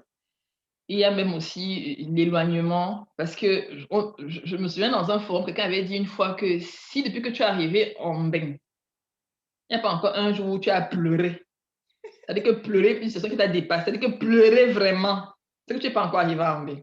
C'est vrai. Parce qu'il y a des petites choses de la vie, c'est pas par rapport aux gens qui te font quelque chose, c'est par rapport même à n'importe quoi. C'est-à-dire un truc, je sais pas. Moi, je me souviens, la première fois que j'étais arrivée, ça c'est ma première fois, il y a ce qu'on appelle ici les aspirateurs de... Quand tu prépares là, les hautes Oui, aspirantes les là. autres, ouais. Je ne sais pas ça. Donc, Mm. je prépare, j'avais fait un petit repas, et puis à un moment donné, dans l'appartement de mon tonton dont je parlais tout à l'heure, ça déclenche, j'entends, je te jure, Michel. Tu commences à dire, qu'est-ce que j'ai fait? Je regarde pas. Et puis, ça avait vraiment un bruit fort. Oui. J'ai paniqué, j'ai eu peur. Je dis, ah, peut-être que j'ai creusé une incendie. Que la panique totale. Je dis, qu'est-ce que j'ai fait? J'appelle mon tonton. Je dis, tonton, il y a un bruit ici. La haute. Donc, c'est des chocs. Ou bien, tu cours comme ça et puis tu es en plein hiver et puis tu rates ton bus de 10 secondes et puis le prochain ne vient que dans 20 minutes. Ouais. C'est des trucs, tu as mal. C'est-à-dire que donc, en fait, ça n'a l'air de rien, ça n'a Ouais. l'air de rien, mais je vois que la partie psychologique, on occulte un peu ça. Et quand tu viens ici, et puis quand la famille t'appelle, c'est-à-dire, on sait que tu es dans un nouveau pays, on sait que c'est tout beau, mais on ne tient pas compte assez de tous les challenges psychologiques auxquels tu dois faire face au quotidien. Oui, c'est dit, et même l'administration, le temps que parce que ici, parce que les gens sont tellement bien organisés que quand tu arrives dans un Mhm. système, oui, on t'inclut dans le système, il faut que tu aies une carte vitale, il faut que tu aies une adresse, il faut que tu aies, quand tu vas à la préfecture, faut que tu as les éléments à fournir, il faut des bulletins de salaire. Donc, toutes ces procédures-là, c'est des trucs extrêmement stressants. Ouais. Ce qui fait que quand on arrive ici, quand on t'appelle du pays, tu peux pas. Et puis, on a les parents qui sont encore un autre point. Si tu dis à ton parent, si tu donnes l'impression que tu es dans une situation de panique, lui, étant au pays, il commence à stresser, il ne peut rien faire. Ouais. Et toi, tu veux les préserver de ça. Donc, quand on Mm. t'appelle, oui, ça va bien, oui, non, je suis là, mais tu as plein de challenges. Et les gens ne se rendent pas compte au pays que, parfois, étant au pays, nous appeler juste pour nous demander juste comment on va, juste pour prendre des nouvelles, Mhm. c'est quelque chose qui est beaucoup pour nous. Mm. Parce que moi, par exemple, j'ai une famille, j'ai eu la grâce d'avoir une famille où tout le monde est indépendant. Franchement, chez nous, personne ne dépend de personne. C'est-à-dire, moi-même, quand j'envoie l'argent au pays, c'est parce que, comme on dit, quand tu as un enfant, c'est bien quand ton père prend une bouteille de vin et que c'est Mhm. une chose de bénédiction ici. Chez nous, la bénédiction des parents, c'est quand tu leur achètes des choses et qu'ils se Ouais. réjouissent que voici, ma fille m'a offert ça. Mais j'ai la chance d'avoir des parents qui ne m'ont jamais mis de pression pour rien, qui m'ont jamais. Mais je connais des gens ici qui n'ont pas de Mm. vie, qui sont harcelés, c'est-à-dire, ils sont des porte-monnaies ambulants pour leur famille et qui ne se soucient absolument pas de comment ils gagnent leur vie, où ils Ouais. vivent, oui, et puis même la vie personnelle, tu arrives ici, quand tu es même célibataire dans un pays où tu es seul, c'est dur, c'est Mm. dur. Et Et puis, tu vas pas te plaindre parce que c'est toi qui as voulu venir. On va te dire: «Ah, tu t'es bien au pays, pourquoi tu pas rester au pays?» Ouais. Moi, je C'est donne ton ce choix. choix. Mmh. Mais même quand tu fais ce choix-là, même si tu sais très bien ce qui t'attend, il y a des trucs que tu ne peux découvrir qu'étant sur place. C'est vrai. Mais ce que je dis, c'est qu'il ne faut pas avoir peur du changement.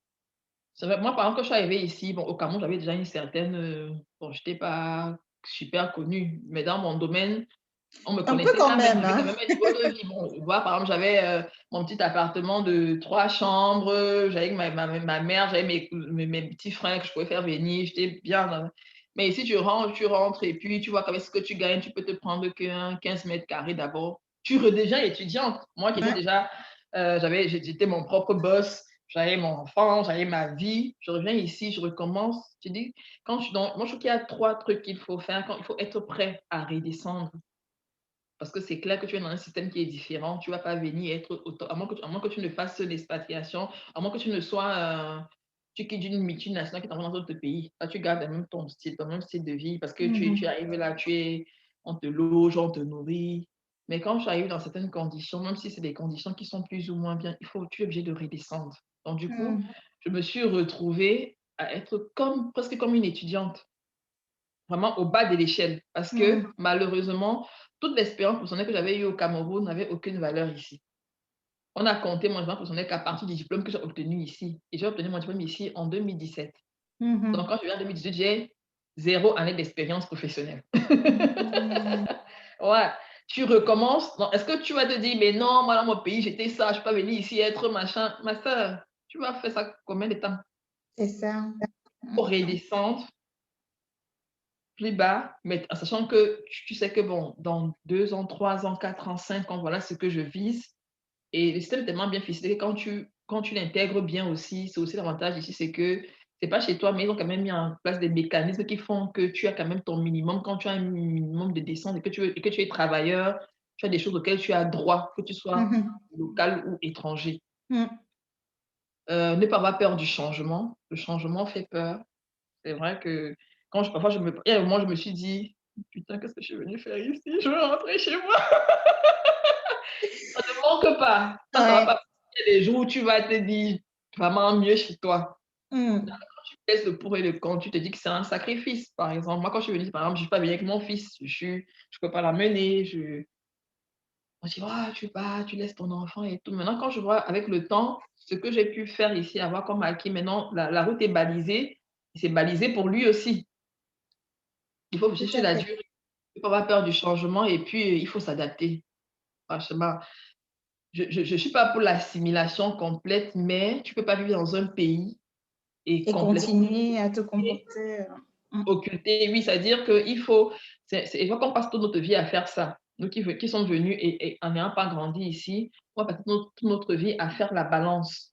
Donc tu ne dois pas non plus complètement oublier d'où tu viens, mais ne pas non plus grandir avec l'esprit où tu te dis que tu n'es qu'ici pour, avoir de l'argent et puis après parce qu'il y a plein de gens qui sont ici et ce que je reproche un peu même dans les quartiers difficiles ici, c'est que je crois que beaucoup de parents ont fait des erreurs.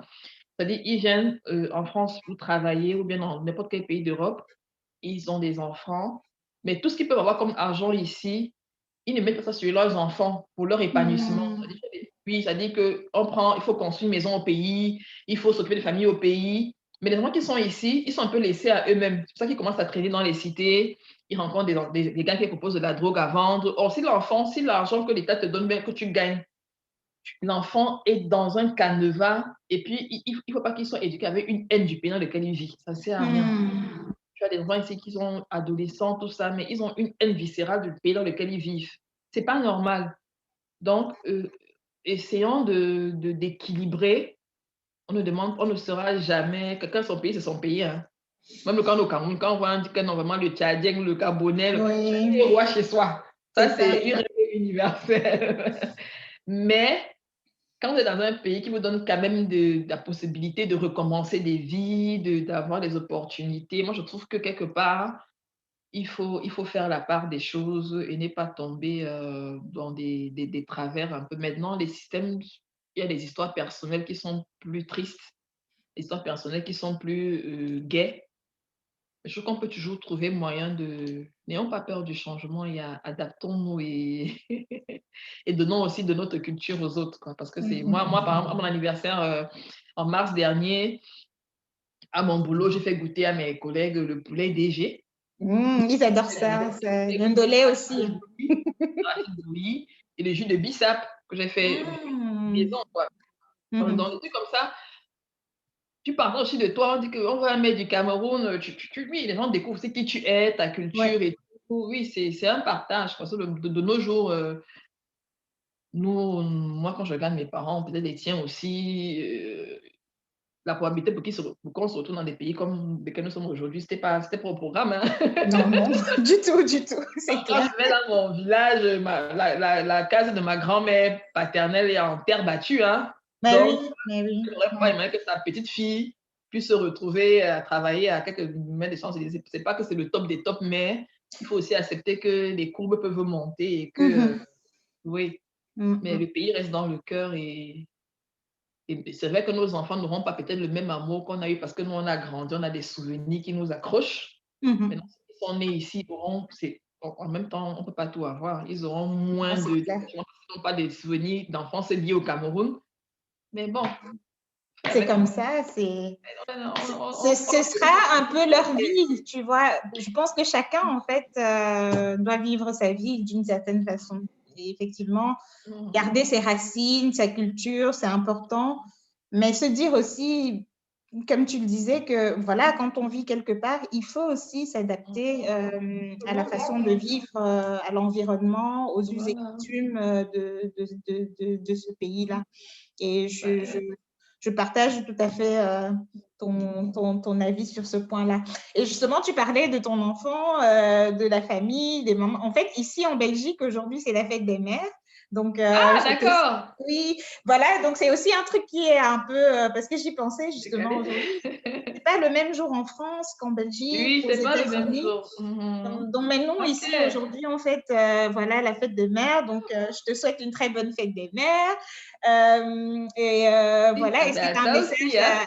à passer éventuellement à ta maman, à tes figures maternelles? Mamie, mamie, bon, moi, j'ai l'avantage d'avoir deux mères. Je le dis toujours, j'ai l'avantage d'avoir deux mères parce que j'ai une histoire un peu particulière. Mhm. Parce que ma maman, en fait, il y a un truc que j'aime beaucoup chez mon père, c'est que mon père a beaucoup aimé l'école. C'est-à-dire chez mon père, même si tu as 40 ans et que tu vas aller à l'école, tu dis papa, je vais aller à l'école, il peut t'aider. Moi, quand je venais en France, par exemple, mon père, ça coûtait rien, il est retraité depuis plus de 10 ans, mais il m'a donné une enveloppe de 50 000 francs qui représentait peut-être Mhm. 0,05 de ce que j'avais Oui, besoin. mais Mais c'est quelque chose. Je veux dire, si tout le donc, monde te parce que donne un peu lui, comme oui, pour ça. lui, voilà. Donc, quand il épousait ma mère, il a toujours été comme ça. Donc, ma mère aussi, elle s'est mariée très tôt, genre à 16 ans. Elle était en classe de troisième. Mais elle a toujours voulu toujours continuer à fréquenter. Donc, elle a fait ses enfants, mais mon père, lui, elle allait à l'école. Donc, ma mère a toujours. Elle est l'enfant de l'école. Même là, maintenant, elle est à l'université, elle fait son master. Oui, je me souviens que tu m'avais dit Voilà. ça. Oui, Voilà. bon, chouette. Donc, moi comme l'année où ma mère m'accouche, elle a le concours d'une école d'agriculture à Bafan, qui s'appelle l'État, l'école des techniciens d'agriculture de Bafan. Donc, quand elle, enceinte, elle a le concours, elle est enceinte de moi. Et quand elle m'accouche, je crois 2 semaines après, 3 semaines après, c'est la rentrée. Et mes parents, ils vivent à Penka-Michel. Penka-Michel de Takam. C'est ça que j'aime beaucoup les livres de Takam. Takam à Penka-Michel. Voilà. C'est un peu bête, hein, c'est un peu con. Penka Michel, c'est où? C'est dans quel C'est village? dans la Ménoire à Tchang. Tu vois, sur la route de Tchang, entre Bafoussam et Tchang. Ah, d'accord, ok. Oui, quand tu quittes Bafoussam pour aller à Tchang, au milieu, là, tu as Penka-Michel. D'accord. Voilà. Donc, quand elle m'accouche, et puis à l'époque, le grand frère de mon père, il a une femme en seconde noces, il a eu des enfants avant, mais sa femme, elle est décédée, donc la femme qu'il épouse en deuxième noce, elle n'a pas d'enfant tout de suite. C'est un peu compliqué et tout ça, mais elle est très proche de ma mère, elles sont très, très liées. Et puis, c'est qu'en Afrique, quand une femme n'accouche pas tout de suite, vous connaissez comment les coutumes sont Une chez nous, tu as catastrophe. des oppressions, tu as des insultes, donc elle était, et puis à l'époque, elle avait que 27 ans, mais c'était comme un drame, c'est-à-dire que les filles se Ouais, comment? mariaient À 27 ans, t'as à pas 18 ans, d'enfant? Oh, oui, les filles se mariaient à 18 ans, 16 ans, tu as 25 ans, et puis tu n'accouches pas et tout, et tu es en seconde de nous. Elle avait beaucoup d'oppression. Elle était très proche de ma mère. Donc, quand ma mère, à son concours, et puis ma mère m'accouche, je viens en troisième position, j'ai déjà deux grandes sœurs. Ma mère, en fait, je peux dire que ma mère m'a donné à cette femme pour la consoler un peu. C'est-à-dire, elle a Mmh. dit: «Bon, voilà, j'ai mon concours, je vais faire», elle va faire, je crois, 2 ans de formation, c'est 1 an de formation, je ne me rappelle plus. Elle dit: «Bon, voilà, je vais faire mon concours, je te laisse, je peux te laisser l'enfant, oui, tu t'en et puis moi, je vais à l'école» et puis donc c'est comme ça qu'elle me je peux dire, elle me donne, hein, j'ai 2 semaines, vraiment bébé. Ah! Voilà. Donc quand elle me donne à cette maman-là, tellement pour elle, c'était comme si elle venait d'accoucher, quoi. Donc elle me dit qu'à l'époque, quand elle m'a pris, elle m'a refait toute ma layette. C'est-à-dire pour elle, c'était on lui avait donné un bébé, Oui, quoi. un bébé, c'était un peu comme ça. Donc je suis sa première fille, quoi. Donc elle m'a tout refait et puis elle m'a pris comme maman Monique, elle m'a pris vraiment comme ça. Donc quand ma mère, finit même l'école et tout ça, attends, ma mère venait me voir, mais moi, c'était sa fille. Elle m'a tout fait. Parce que quand tu prends un enfant à 2 semaines, Mmh, c'est pas. mmh mh. Heu, quand ma mère finit l'école et puis bon, elle dit: «Bon, je vais reprendre l'enfant et tout». Ouh loulou, La catastrophe, oh la pauvre! tu me donnes l'enfant, tu reprends. Donc je comme on dit Cyril. Oh là, ça a été ma Oh, mère elle dit qu'elle a pleuré, ma mère elle est oh. donc et comme ma mère c'est une femme, je sais pas comment elle s'appelle Jeanne d'Arc. Je sais pas comment je peux la décrire. Elle peut porter sa maison, elle dort dans la rue. J'ai dit que: «Maman, tu dois donner l'enfant comme ça». Parce que quelqu'un a pleuré. Je dis: «Tu vois que maman, tu m'as donné parce que oh la petite m'a donné». Donc, elle est tellement que dès qu'elle a dit que tu vas faire, elle va se mettre en retraite. Elle dit que, OK, oui, garde. C'est comme ça que je suis restée chez mon oncle, chez Mmh. ma mère, chez ma maman, ma deuxième maman. Et pendant longtemps, je n'ai même pas su que c'était mes vrais parents. Je ne sais pas mes vrais parents. Je suis qui étaient mes vrais parents quand je devais passer le CEPE. Parce que je suis tombée Mmh. par hasard sur mon dossier qu'on remplissait pour faire mes dossiers Les pour faire le dossiers, CEPE. ouais. Et puis je dis, mais pourquoi sur mon nom, il n'y a pas le nom de maman Monique? Pourquoi ce nom de maman Jeanne? C'est comme ça que je découvre qui sont mes parents. Oh! Voilà, à 10 ans. Mais quand il venait te voir, on te disait que c'était Oui, qui? moi par contre, moi j'allais en vacances souvent à Pink-à-Michel et toutes mes sœurs savaient, mais moi je ne savais pas. Et Donc personne ne te parfois, disait rien? oui, donc parfois, quand même dans les bagarres, parce que je venais, parce qu'entre-temps, ma maman, ma deuxième maman, elle a pu avoir des enfants. Donc j'avais des petits frères. Mmh Donc mh. quand moi je venais en vacances avec mes petits frères, que souvent il y avait des bagarres entre cousins et tout ça, je défendais mes petits frères. Et puis parfois ma soeur me disait que, parfois je disais à ma soeur qu'on va rentrer chez nous. Ma soeur dit que tu vois que le chez vous c'est où? Mais moi je ne comprenais pas les. Ah! Et ma mère avait interdit de me dire. Elle me dit que tu penses que le chez vous Oui. c'est où? Elle me dit ça et puis elle me fait la main comme ça. Je dis que on va ici là, quand on vient ici là, on est toujours, vous menacez mes petits frères, machin, tout. Il y avait des bagarres d'enfants là quoi. Et puis quand je venais chez nous, souvent chez nous, ma mère, c'est qu'à l'époque, dormir dans la chambre de la maman, c'est un privilège. La maman, Oui, tout à fait. la maman a les draps blancs, tricotés, c'est beau. C'est toujours la plus chouette chambre de la maison. Voilà, quand je venais, je dormais avec ma mère et puis c'était que quand elle vient, elle est avec maman, donc il y avait des. Oui, c'est comme ça. Ah, des petites jalousies comme ça. Oui, que pourquoi elle doit avec Mmh. toi, on doit parler avec toi et tout ça. Parce que ma mère, comme elle ne me voyait pas souvent, donc quand je venais, elle faisait tout pour être avec moi le plus longtemps possible. Mmh mh. Donc c'est bien plus tard que j'ai su que, ah, en fait, mes frères sont mes cousins et mes cousins sont mes frères. Je t'assure. Mais cette maman-là m'a tellement. En fait, beaucoup de gens ne savent même pas que c'est pas ma mère. Oui, donc du coup, quand je dis bonne fête des mères, je dis bonne fête à maman Jeanne Oui, d'Arc, bonne fête à maman Monique. ça c'est Parce que chouette. j'ai 2 mamans, j'ai Ouais. vraiment 2 Moi, je mamans. dis toujours, et en plus, les mamans, c'est pas forcément la personne Surtout en qui Afrique, te met au voilà. monde, en fait, oui. Mmh. On dit en anglais, ça prend un village pour élever un enfant, et en Voilà, général, tu as beaucoup exactement. de figures maternelles comme ça qui ont un Mmh. impact dans ta vie. Donc, ça, c'est une chouette Mmh. histoire. Donc, on rend hommage à tes deux mamans À aujourd'hui mes 2 dans mamans. dans cette journée des mères, et à toutes Ouais. les mamans et toutes les figures Et maternelles. aussi, maman aussi, que je vais rendre hommage à toutes les mamans, à ma sœur, maman Virginie, maman Rosette, maman Suzy, mais surtout aussi une maman qui s'appelle maman Sophie. Maman Uh-huh. Sophie Béala, qui peut dire aussi qu'elle est la maman de mon fils. Ah, En fait, l'histoire s'est un peu répétée, hein, mais bon, mon fils, il n'est pas ah, parti à 2 semaines, mais l'histoire s'est un peu répétée sur mon fils, qui a une maman que je considère comme la femme de son père, bon, l'ex-femme de son père, qui a vraiment aussi pris mon fils comme le sien. Et aujourd'hui, il y a des lieux où on sait que c'est elle la maman. Et je respecte ça parce que c'est une femme à un très grand cœur, elle est formidable. Et je crois qu'il y a vraiment des gens qui s'aiment parce qu'ils sont du même sang. Mais il y a des gens vraiment de cœur qui s'adoptent oui. et qui aime vraiment de façon désintéressée. Et cette femme, Mm. vraiment, pour moi, a été une immense bénédiction dans un moment de ma vie où c'était pas facile. Elle a été d'une très grande bénédiction et elle a vraiment pris mes entrailles, comme on dit. Et pour moi, je lui dis toujours que jusqu'à ce que mon fils, c'est pas, c'est elle, sa mère aussi. Elle le prend quand elle veut, elle fait des avis, c'est qu'elle veut. Je peux jamais discuter avec Amanish, Mama Sophie, c'est ton enfant. Mm, Donc, Mama mm. Sophie, bonne fête. Ah, mais c'est super, c'est chouette tout ça. Mais c'est chouette de terminer en fait sur cette note très positive. Mais je te dis grandement merci hein, d'avoir accepté de venir partager en fait ton expérience aujourd'hui. J'espère que ça va vraiment aider les personnes qui vont nous regarder et nous écouter et qui vont C'est en moi qui tirer te quelque chose remercie. de chouette. Je ne sais pas si tu as un dernier mot à dire avant qu'on Ah se... merci de m'avoir invitée. Je me sens importante aujourd'hui. Là, j'ai des gens comme j'avais une interview d'une amie qui a une vidéo YouTube, qui a une chaîne YouTube en Belgique. Donc, j'ai rendu un événement très important. Dis non, non, ce Oh, dimanche, je peux pas être là parce que j'ai une interview. Donc, j'ai fait genre, oh, ah c'est ben ouais, CNN quand même, quoi. Bah oui, hein, mais qu'est-ce que mais tu écoute, crois? t'es Ah, ouais, importante, hein, t'es importante et franchement, je suis contente parce ouais. que voilà, ton parcours, il est Mhm. très particulier, il est atypique comme j'aime. Et moi, j'aime voir les gens qui, voilà, qui se battent pour réussir leur vie et apporter un impact positif, tu vois, autour des personnes qui les rencontrent. Donc, Donc, c'est moi qui te merci remercie beaucoup. aussi. Faut qu'on se Et, voit, hein. Ah, et voilà, et donc débat. il faut partager la vidéo avec les Bien amis, sûr. justement, la famille. Eh, quand est-ce, maman, tu me connais avec la propagande.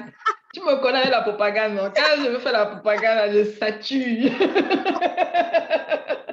Je statue, Michou. C'est super, c'est super. Et puis, ben, on espère qu'on se verra bientôt quand les Mhm. frontières vont rouvrir et qu'on pourra à Ouais. nouveau voilà, se mouvoir comme on veut parce qu'effectivement, Mhm. on n'est pas si loin l'une de l'autre. Et voilà, donc D'accord, avec plaisir. on espère se voir On va boire du bientôt. champagne. Oui, exactement. Alors, je te souhaite un très bon dimanche, donc une bonne fin de week-end et Merci. vraiment le meilleur pour la suite. Je suis sûre qu'il y a plein de choses encore à venir. Ah, il y a des choses, on fait le Congo ça après, on ne dit pas tout à la télé. OK, Il y a les exclus en background. en background. OK, mais c'est super. Mais on Faut fera nous ça. excuser, hein. Il y a des choses que nous, on dit seulement entre nous, là. C'est pas que vous n'êtes pas important, mais bon, vous voyez un peu, quoi. Mais Faut c'est comment comme que ça, ça sorte c'est comme ça. officiellement, là, que soit d'abord bien cuit derrière. Donc, on prépare et puis après, on va Voilà. écraser. Merci beaucoup, Olga. Je OK. t'embrasse. Passe un très bon dimanche, un très bon début Merci. de semaine. Et puis, on se dit à bientôt. À très bientôt. OK. Ciao. Ciao.